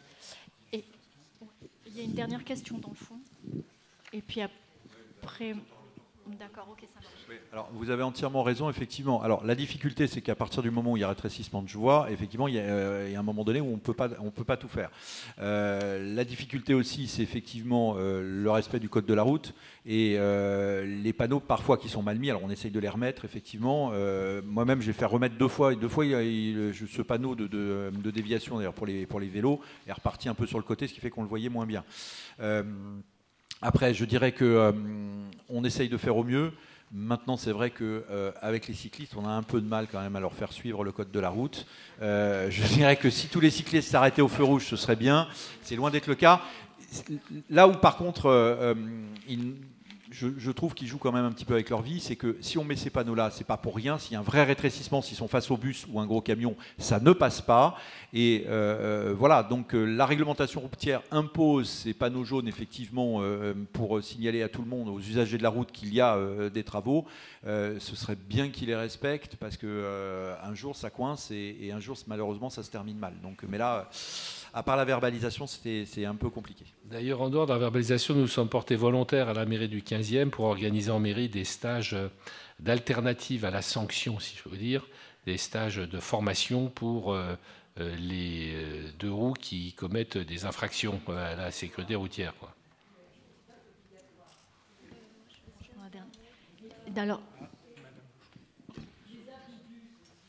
Alors attendez, je vais passer la parole. Je vais vous passer. D'accord. Je vais passer à... Ah, okay. Alors, avec un micro... Alors, la dame dans le fond a demandé longtemps. S'il vous plaît. Oui, Madame. on comprend bien qu'il y ait beaucoup de travaux qui sont absolument nécessaires, mais s'il vous plaît, essayez d'insister lors des réunions de chantier pour les cheminements des PMR, parce que c'est de pire en pire. Honnêtement, c'est pas tous les jours, c'est tous les 2 jours qu'il y a un chantier où il n'y a rien, il n'y a pas de pont lourd. Honnêtement, aujourd'hui, j'en ai repéré 3. 3, c'est énorme. Alors, quand il y a le numéro de téléphone dessus, bon, on prend la peine de téléphoner, on leur dit, parce qu'on sait très bien que vous êtes surchargés, que le temps administratif est un petit peu long, le temps que ça se passe, mais quelquefois, c'est très dur. Par exemple, je prends l'exemple juste à côté, au 42 rue du Théâtre. Donc, tout à l'heure, j'ai regardé pour prendre le numéro de téléphone, il y avait bien l'autorisation d'intervention sur le domaine public, barrage. Et quand vous regardez de près, vous voyez que l'adresse du chantier, c'est rue Ginoux. Or, là, ça se trouvait rue du Théâtre. L'adresse de l'emprise, c'est rue Saint-Charles. L'emprise numéro 55. Début des travaux 24-04-23. Fin des travaux 5 juin 23. Donc, effectivement, ça aurait pu être une prolongation. Mais comme l'adresse ne correspond pas du tout, donc c'est pas du tout ça. Donc, et la date de remise en état, évidemment, était le 5 juin. Bon. Voilà. Donc, il faut nous faciliter la tâche aussi. Nous, en tant que riverains, on veut bien aider à prévenir en disant mettez un pont lourd, faites quelque chose. Mais bon, encore faudrait-il que l'affichage soit exact. Autrement, juste sur l'avenue Émile Zola, en venant ici, vous avez en face de l'école Émile Zola. Bon, ben, il n'y a rien. Tout d'un coup, ça s'arrête. En face aussi de l'appareil de la tête aux pieds qui se trouve sur le trottoir de ce trottoir-là. Eh bien, c'est pareil. Il y a un plan incliné d'un côté, mais pas de l'autre côté du trottoir. Donc, est-ce que les gens pourraient être un petit peu plus scrupuleux et professionnels, et quand on fait un abaissement de trottoir, enfin avec un plan incliné ou un pont lourd, eh bien qu'on le fasse des 2 côtés. Ça me semble tellement évident que voilà. Donc, est-ce que lors des réunions de chantier, on insiste en disant de faire les 2 côtés de la chaussée quand on fait un plan incliné? Merci. Voilà. Merci beaucoup. Merci. On prend une dernière question et après on passera au 2e point de l'ordre du jour. Est-ce qu'il y a une dernière question? Non, ok, parfait. Monsieur Pinet, vous vouliez rajouter quelque chose? Non? D'accord, très bien. Alors, je peux dire un mot? Ah, pardon. Merci, Madame la Présidente. Moi, rapidement, effectivement, c'était une question qui est venue et qui vient souvent, je veux dire, sur la vie dans un quartier de l'ensemble de ces travaux qui s'accumulent. Alors, en plus, je pense que l'après-Covid a fait aussi que les chantiers ont pris du retard, se sont mis les uns avec les autres, se sont un peu parfois bousculés, d'une part, et je pense aussi que les entreprises qui mènent ces travaux ont eu aussi quelques difficultés à se remettre un peu sur pied. Et donc voilà, alors ça ne veut pas dire qu'on peut laisser tout passer. Je pense que les derniers exemples de Madame, notamment sur les PMR, il faut qu'on y soit attentif. Mais là, ce qu'indiquait Monsieur le maire, c'est que maintenant, il y avait un élu qui était responsable de ces questions, ce qui peut nous amener éventuellement, on l'a envisagé pour Keller, mais pourquoi pas faire une marche exploratoire aussi, je veux dire, même si c'est sur plusieurs jours, pour essayer de noter ce qui va pas. Donc, et puis une marche exploratoire, ça peut être quelques habitants, pas forcément tout le conseil de quartier. Concernant la piste cyclable Linois, moi je remarque qu'il y a de moins en moins de critiques sur cette piste avec un côté aménagé, et je pense quand même que ça donne beaucoup plus de clarté. Après, techniquement, Monsieur Pinet, vous y connaissez mieux que moi, mais à partir du moment où on réalise une piste cyclable et qu'elle mord sur la chaussée, c'est que forcément on aménage et on améliore au moins une petite partie de la chaussée. Alors, je ne dis pas que la solution pour l'amélioration de la chaussée, ce sont les pistes cyclables, mais en tout cas, je pense qu'il ne faut pas l'opposer et qu'on verra quand elle sera terminée. Mais je crois quand même que ça éclaircit un petit peu, qu'il y a beaucoup moins de voitures qui s'arrêtent n'importe comment et que... moi, je prends le bus, mais sans doute beaucoup aussi de participantes et de participants à cette assemblée. Quand on descend du 70, ça pose pas de problème. On avait quelques craintes en disant ça va être dangereux avec les vélos qui vont passer n'importe comment. Et en tout cas, moi, je pense que pour le coup, c'est pas si mal fait que ça, quoi. Merci. On va passer au dernier point, si vous le voulez bien, à l'ordre du jour. Donc c'est Monsieur Jacques-Henri Semel qui va nous parler donc, de la révision du PLU. Oui, merci Madame la Présidente. Effectivement, lorsque les conseillers de quartier se sont réunis il y a quelques jours, enfin il y a 2 semaines, pour décider de l'ordre du jour, alors il y avait bien des sujets, 6 ou 7, qui étaient en discussion, et nous avons choisi ensemble de retenir le sujet du PLU. Alors pourquoi ?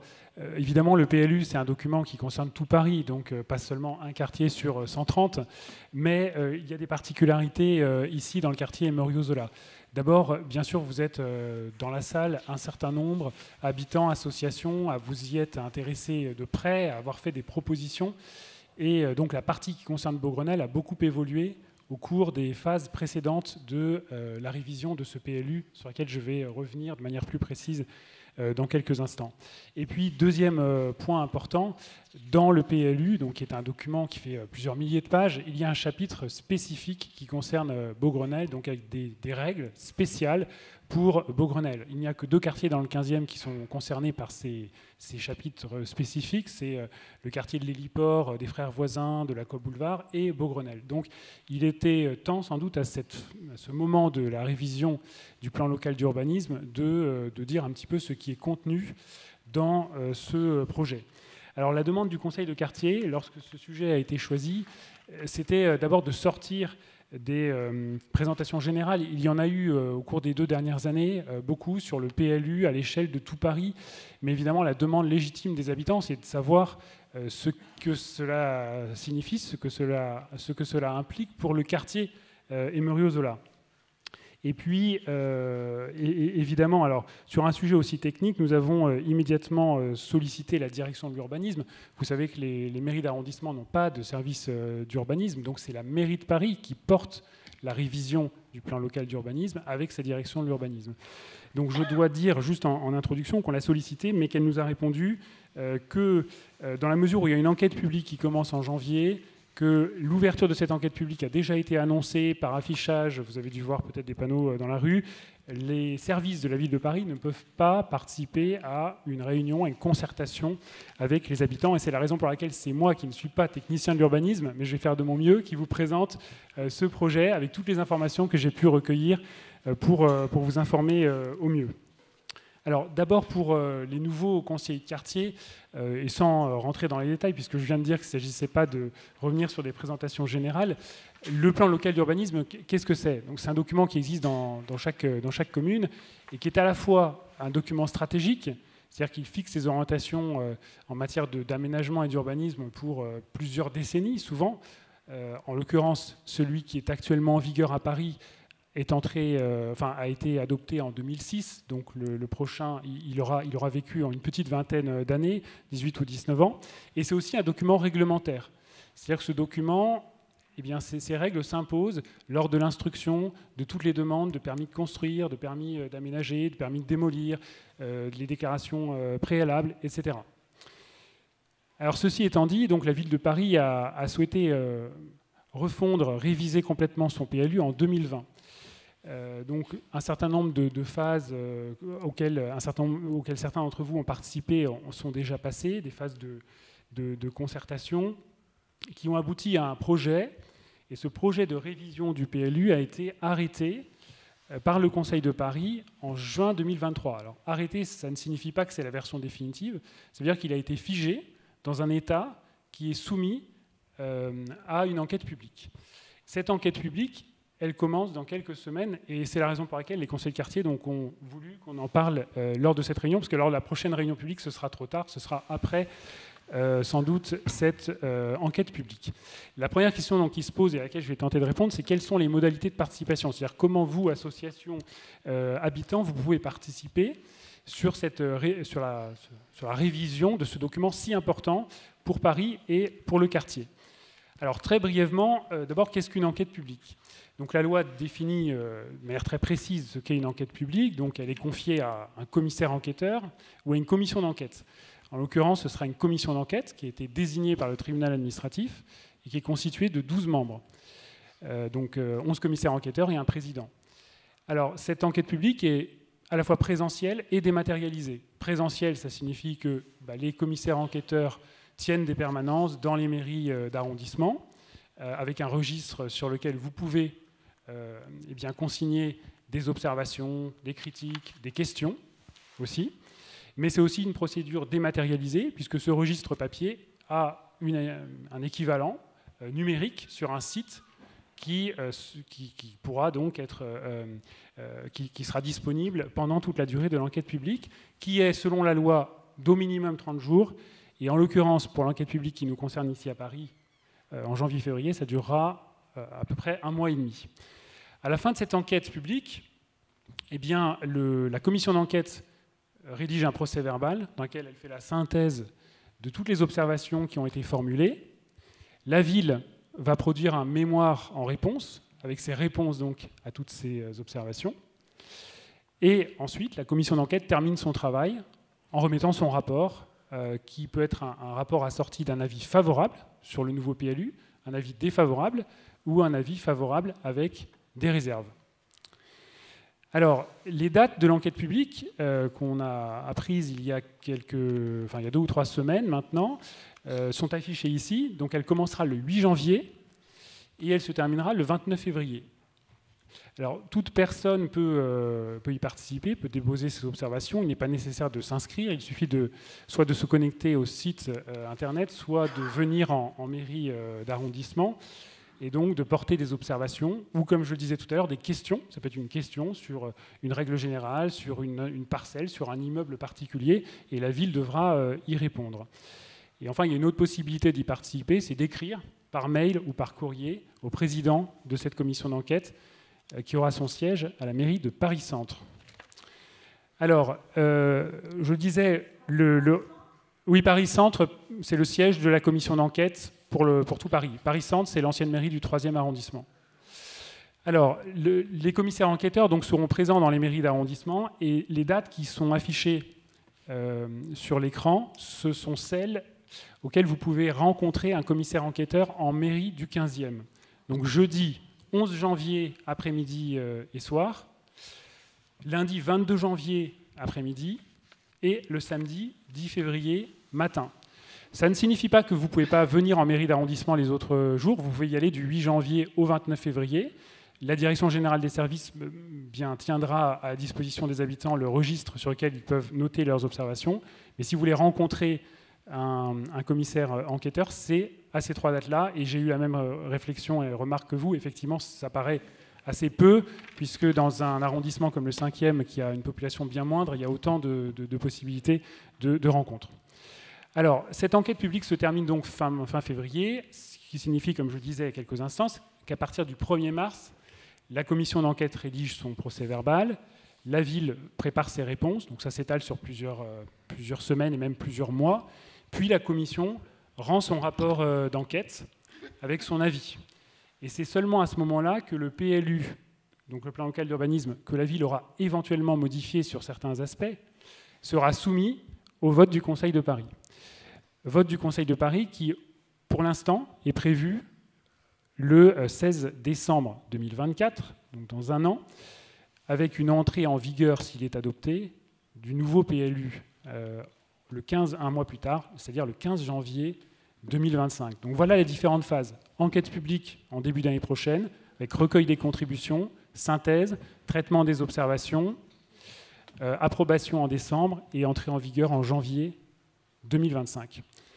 Alors, vous pouvez d'ores et déjà consulter toute la documentation sur ce PLU. Elle est en ligne sur un site de la ville de Paris dont je donnerai l'adresse tout à l'heure.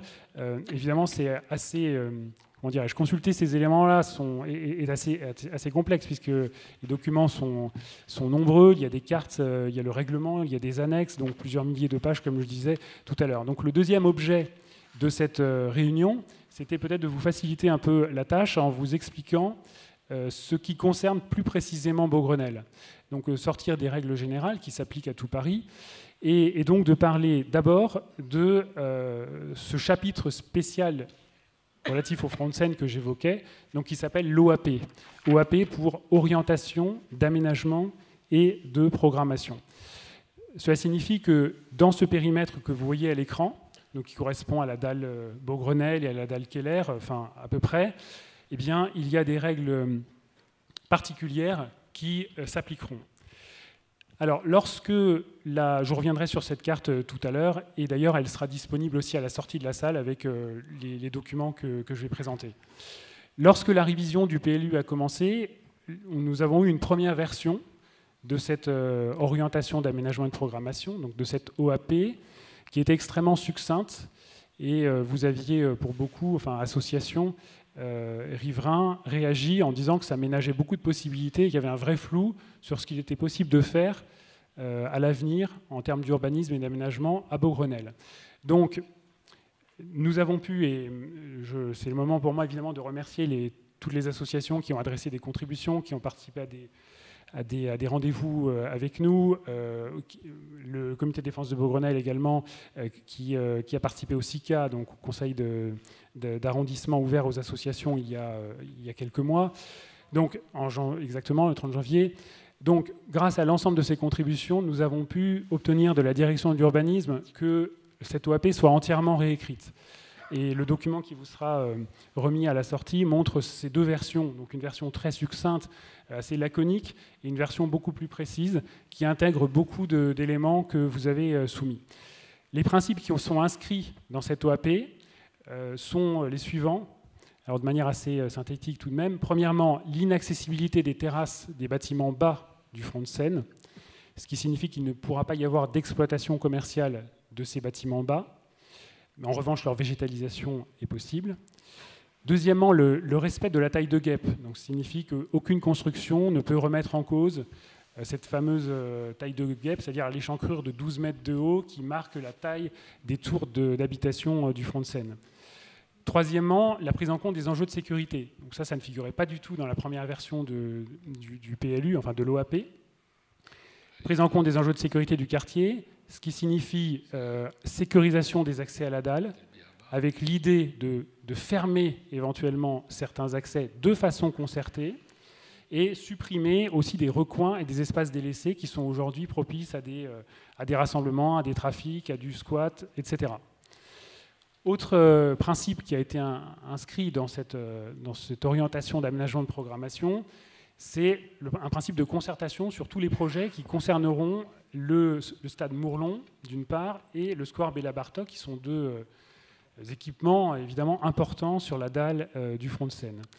Un autre principe, un autre objectif qui a été ajouté, c'est la requalification, donc la revalorisation des rues sous dalle, alors sans plus de précision à ce stade. En revanche, ce qui est également nouveau, c'est une enveloppe en mètres carrés, une constructibilité sur cette zone qui a été limitée à 3000 mètres carrés maximum. C'est-à-dire qu'il ne peut pas y avoir de construction au-delà de ces 3000 mètres carrés, et avec une restriction supplémentaire, c'est-à-dire qu'ils devront permettre, s'il y a cette construction, des services supplémentaires aux habitants, et notamment des équipements de santé. Donc ce qui apparaît noir sur blanc dans la version du PLU qui va être donc soumise à enquête publique. Alors, je voudrais faire un petit zoom sur deux éléments qui figurent donc dans cette OAP, que, encore une fois, vous l'aurez à la sortie sous forme imprimée. C'est ce que le PLU appelle des accès dysfonctionnels. Donc, ce sont les accès à la dalle Beaugrenelle. Vous savez qu'il y en a une quarantaine, et certains ont été identifiés dans le cadre de cette révision du PLU comme particulièrement problématique, notamment du point de vue de la sécurité. Alors, ce que nous avons demandé à la direction de l'urbanisme, c'est de préciser ces intentions, puisque sur le plan, vous voyez qu'il y a des symboles qui représentent certains de ces accès. Et donc, l'idée était de savoir plus précisément ce qui est envisagé et pourquoi ces accès ont-ils été identifiés. Alors, si on part complètement au nord de la dalle, il y a un premier logo qui apparaît au niveau du square Béla Bartok. Donc, c'est cet accès auquel pense la direction de l'urbanisme. Donc, c'est la rampe, pour ceux qui connaissent, la rampe qui part de la place de Brazzaville et qui monte sur la dalle en longeant le square Béla Bartok. Donc, c'est une rampe qui appartient à la ville de Paris, qui est dans un état très dégradé et qui pose des différents problèmes, mais qui sert aussi à la défense incendie de la dalle Beaugrenelle. Donc ça, c'est un premier point.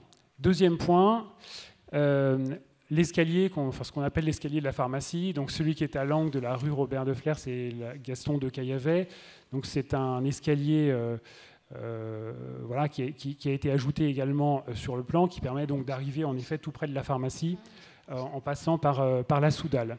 Sur cet accès, la SEM Paris-Seine, qui en est propriétaire, a déposé cet été une déclaration préalable pour faire poser donc des portes métalliques en haut et en bas qui seront gérées par les agents de sécurité de la SEM de manière à pouvoir les fermer et à réduire les problèmes, notamment de squat, qui ont été constatés à cet endroit depuis assez longtemps. Troisième accès qui a été identifié, c'est celui donc, qui permet d'accéder entre l'entrée de la piscine et le stade Mourlon, à partir là aussi de la Soudal, et par ailleurs au même endroit, la fameuse passerelle qui passe au-dessus de la rue Emerio.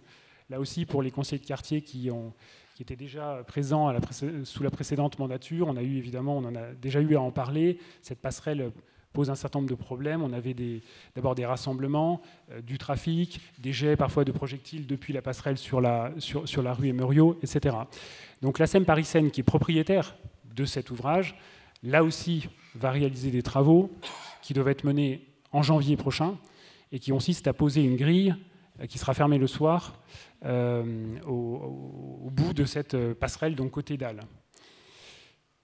Autre accès, alors qui aujourd'hui est condamné du fait des travaux sur la tour Cristal, c'est l'escalier donc qui prend du quai de Grenelle et qui permet d'accéder à la dalle en contournant en fait justement la tour Cristal le long des rampes d'accès au parking de Beaugrenelle. Et par ailleurs, la passerelle qui passe sur la rue de l'ingénieur Keller. Alors là, la solution qui était envisagée est différente. Ce n'est pas une fermeture, c'est au contraire ouvrir la tour Cristal, la tour Cristal à laquelle on accède au niveau de la rue, qui a un deuxième accès au niveau de la dalle pour les salariés qui vont y travailler, qui pourront aussi accéder à la tour par cet endroit-là. Donc on verra si c'est une solution qui permet de tranquilliser un peu cette partie de la dalle. Encore un accès que ceux qui habitent rue de l'ingénieur Keller connaissent bien, c'est la fameuse rampe qui permet de monter sur la dalle Keller à partir de la rue. Donc cette rampe est la propriété de 1001 Vie Habitat, donc comme la tour elle-même. Elle a une utilité, nous dit la brigade des sapeurs-pompiers, pour la défense incendie de la dalle Keller et de la tour Keller. Donc a priori, elle doit être conservée, mais en tout cas, elle a été identifiée dans le PLU sans qu'il y ait d'intention particulière de son propriétaire aujourd'hui sur cette rampe. Et enfin, il y a également un repère sur le plan sur cet escalier qui est à l'autre bout, donc tout près de l'immeuble Mirabeau. Donc c'est l'escalier qui permet, à partir de la rue de Javel, donc l'extrémité de la rue de Javel, effectivement de monter sur la dalle, d'accéder à la dalle sud. Cet escalier appartient aussi à Paris-Seine. Aujourd'hui, il n'y a pas de projet, à ma connaissance, sur cet escalier. Un autre petit zoom que je voudrais faire, même si j'ai donné les éléments de manière synthétique il y a quelques minutes, concerne les bâtiments bas, parce qu'il y a eu beaucoup d'interventions, de questions lors des précédentes étapes de la révision du PLU. Donc les bâtiments bas du front de Seine sont particulièrement concernés par cette OAP. Donc ce que je disais tout à l'heure, c'est l'inaccessibilité de leurs terrasses, végétalisées, donc je cite, ça figure à l'écran, dans le respect du PLU, et en sachant que tout édicule technique qui serait éventuellement implanté sur ces terrasses devra être inclus dans la limite des 12 mètres de la fameuse taille de guêpe. Donc pas d'accessibilité aux toitures, sauf pour la végétalisation, y compris donc l'agriculture urbaine qui concerne les toitures du centre commercial Beaugrenelle en particulier. Voilà les éléments sur cette OAP. Donc je précise que vous pourrez prendre à la sortie la version imprimée de ce document. Et également un autre document qu'on a préparé pour vous, ce sont ce qu'on appelle les prescriptions localisées. Ça veut dire toutes les adresses du quartier qui sont spécifiquement concernés par le PLU. Parce que le PLU a aussi vocation, pour la ville de Paris, à réserver des immeubles, des adresses, pour un certain nombre de réalisations ultérieures, création de logements sociaux. Donc la liste des adresses a été regroupée sur ce document. Des équipements de santé également. Les bâtiments que la ville souhaite protéger au titre du patrimoine. Donc par exemple, il y a toute la rue, tous les immeubles de la rue des 4 Frères Peignot, dont on a souvent parlé dans ce conseil de quartier. Voilà, donc ce document sera mis à votre disposition. Et il y a aussi une grande carte du quartier sur laquelle vous retrouverez toutes ces prescriptions rue par rue, parcelle par parcelle. Donc, ce que je vous invite à consulter si vous le souhaitez, prendre des photos. Mais tous ces documents sont en ligne. Simplement, c'est particulièrement compliqué de les retrouver. Donc on a essayé de simplifier un petit peu le travail. Donc voilà cette carte qui figure derrière et que vous pourrez voir en bien plus grand. Et je termine simplement avec les 2 sites utiles pour aller plus loin. Donc le dossier d'enquête et l'enquête publique sera accessible à cette adresse, donc www.enquête-public-plu-paris.fr. Voilà. Et le PLU lui-même, donc les documents que j'ai évoqués et dont nous avons fait un peu des extractions, est déjà en ligne sur ce site plubioclimatique.paris.fr. Voilà. Et je suis disponible évidemment pour répondre à vos questions avec la limite que j'évoquais tout à l'heure, c'est-à-dire que je ne suis pas technicien de l'urbanisme d'une part, et d'autre part, il y a une enquête publique qui commencera, donc un certain nombre de questions qui s'adressent maintenant aux commissaires enquêteurs.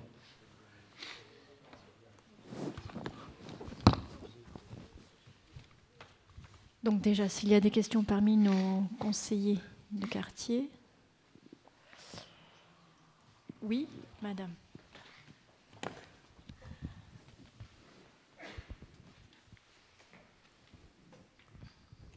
Vous avez parlé des bâtiments bas, mais qu'est-ce qui est prévu? Il n'y a pas d'interdiction sur les bâtiments hauts?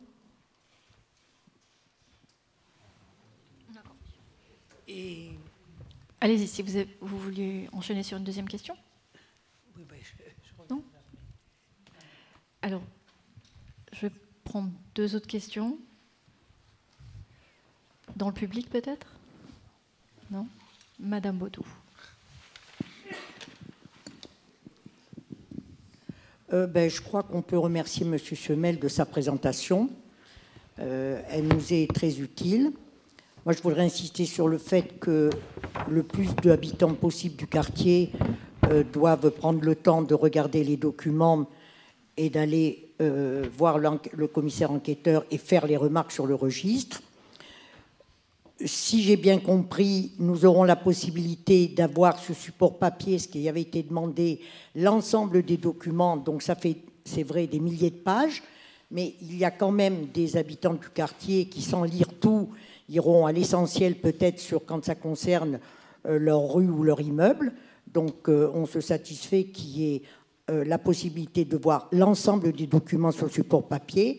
Moi, je suis très étonnée. D'abord, M. Semel, nous n'avions encore vu aucun affichage sur l'enquête publique elle-même, c'est-à-dire les jours où le commissaire enquêteur, d'ailleurs on ne connaît pas encore le nom du commissaire enquêteur. Si j'ai bien calculé les 3 permanences de ou des commissaires enquêteurs, ça fait en tout 11 heures, ce qui ne fait vraiment pas beaucoup.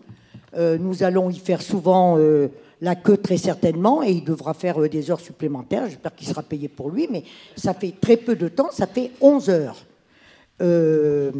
Donc, je pense que là, on ne fait pas beaucoup d'efforts pour que le maximum d'habitants puissent inscrire sur les cahiers et se renseigner. En ce qui concerne les parcelles qu'on veut préserver, c'est très important de dire aux gens qu'effectivement, quand on veut un équipement public, s'il n'y a pas de parcelles ou d'immeubles préservés, on n'aura jamais ces équipements publics. Donc il y a ça, et il faut que chacun regarde bien ce qu'il y a comme préservation et comme prescription. Donc si vous nous remettez les documents, on y regardera d'un peu plus près. En ce qui concerne l'OAP de Beaugrenelle, Bon, j'ai retrouvé l'ensemble des choses qui avaient été dites au moment du CACIK. Il peut y avoir un désaccord ici ou là sur la fermeture ou l'ouverture de la dalle.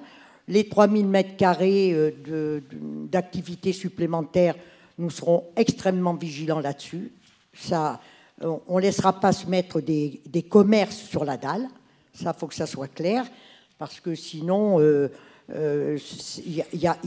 enfin, je ne crois pas que ce qui nous manque dans le quartier, ce soit des commerces. Franchement, on a notre compte, on a même peut-être plus que ce qu'on peut, ce qu'on voudrait.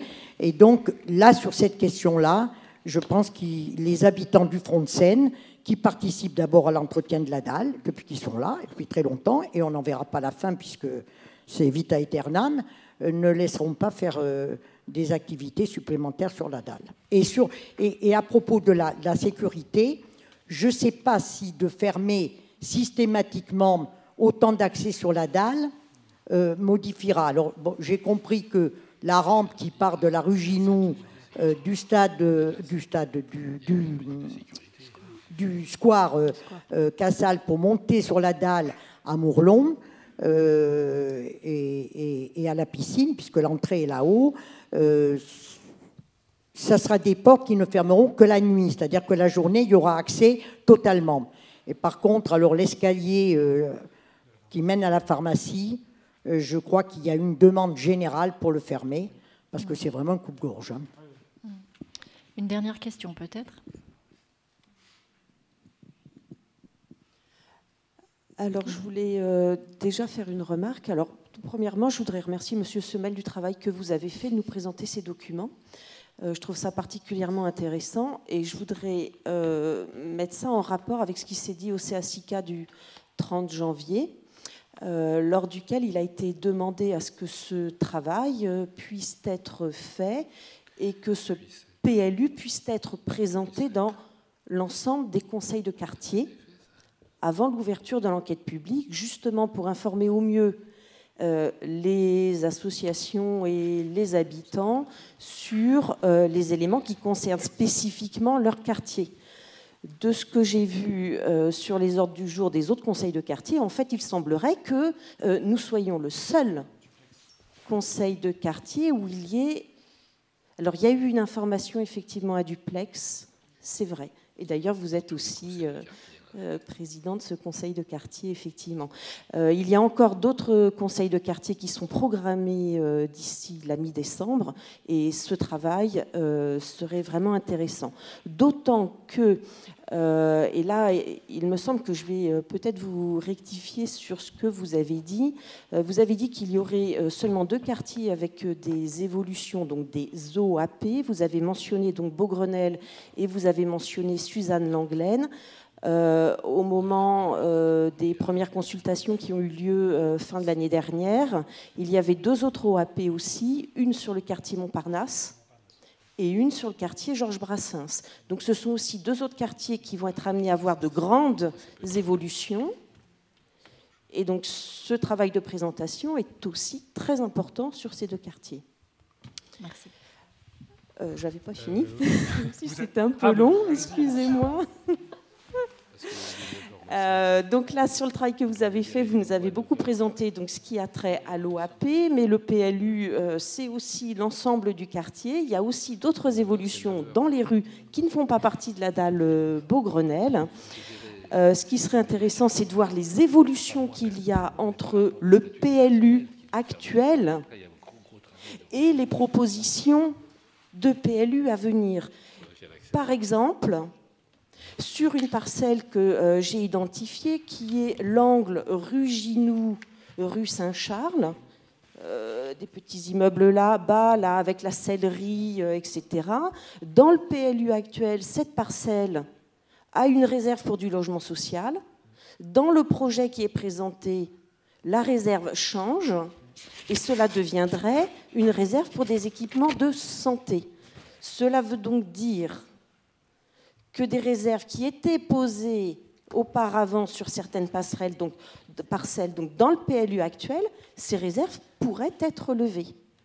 Et il serait intéressant d'avoir la vision de ces évolutions. Évidemment, on est preneur quand il y a des évolutions qui enrichissent le PLU, mais il y a aussi des évolutions qui amoindrissent en fait des réserves. Voilà. Merci. Merci madame. Alors, je vais essayer de répondre avec les éléments que j'ai et de manière très rapide parce nous devons en principe libérer, enfin pas en principe, nous devons libérer l'école à 21h, notamment pour les personnels qui sont présents. Donc sur les différents éléments, d'abord l'insuffisance, le fait que vous jugiez insuffisant ou insuffisante plutôt la présence d'un commissaire enquêteur en mairie du 15e. Donc ça, je l'ai noté. Je crois que c'est une réaction de bon sens, mais on le fera savoir à la direction de l'urbanisme. Je ne suis pas sûr que ça puisse changer, mais en tout cas, la remarque sera transmise. Sur la question de Madame Terroir qui concernait les immeubles de grande hauteur, par opposition aux bâtiments bas. Alors, l'OAP précise que leur évolution est possible, notamment pour leur réhabilitation ou leur mise aux normes techniques. Donc votre question qui rejoint, je pense, celle de M. Moreuil, qui n'est pas là ce soir, mais qui est celle de la skyline du front de Seine et la hauteur à peu près identique de toutes les tours d'habitation, même identique, je pense qu'elle est traitée à ce niveau-là. Et si vous jugez que ce n'est pas suffisant, c'est sans doute dans l'enquête publique qu'il faudra poser la question. Oui, l'accès sur les terrasses. Tout à fait. Et quant à la constructibilité limitée, oui. Ah oui, alors là, on parle des bâtiments bas. Là, ce sont les bâtiments bas. Gary l'a fait. Mais ça, je peux en répondre. Ah, sur les tours. Non, enfin, vas-y, continue.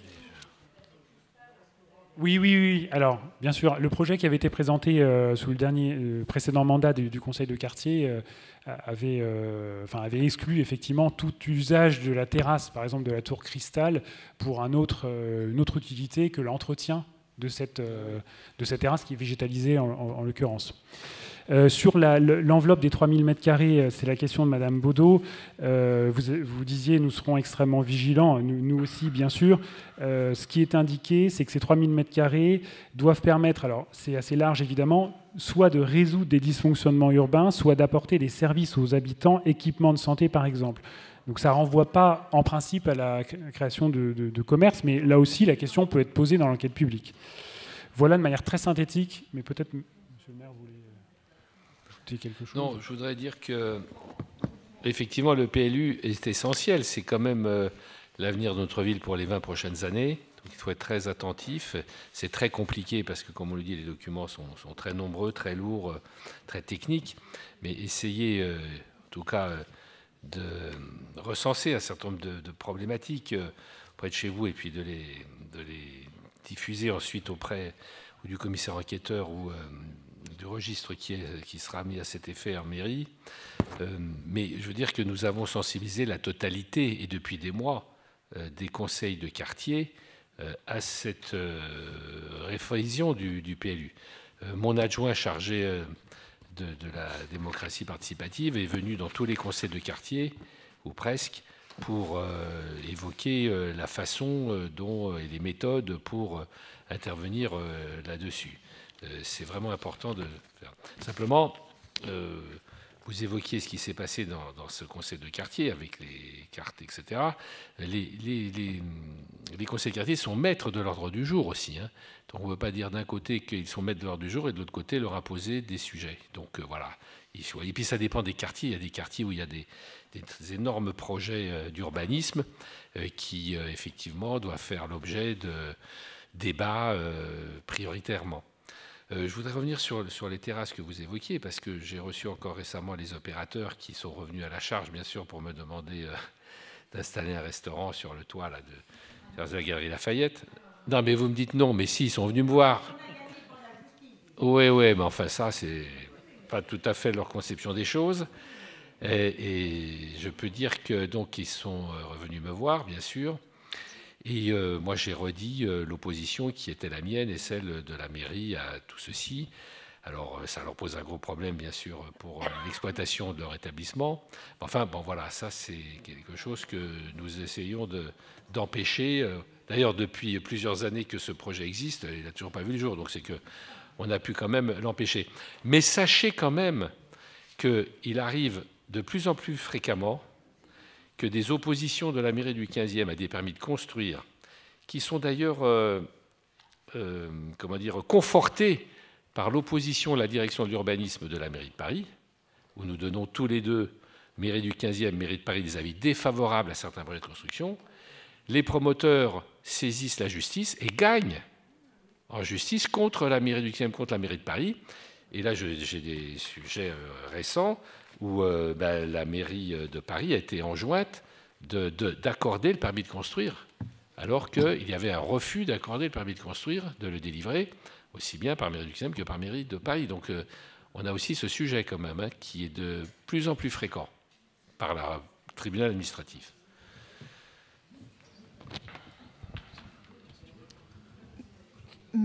On va clore ce conseil de quartier, puisqu'il est 9h et que nous devons rendre les locaux. Donc je vous rappelle qu'il y a les documents sur la petite table, hein, en sortant. Et puis donc la prochaine réunion de conseil de quartier aura lieu en mars, à une date qui vous sera communiquée donc, très prochainement, au début de l'année prochaine. Merci à tous. Parfait.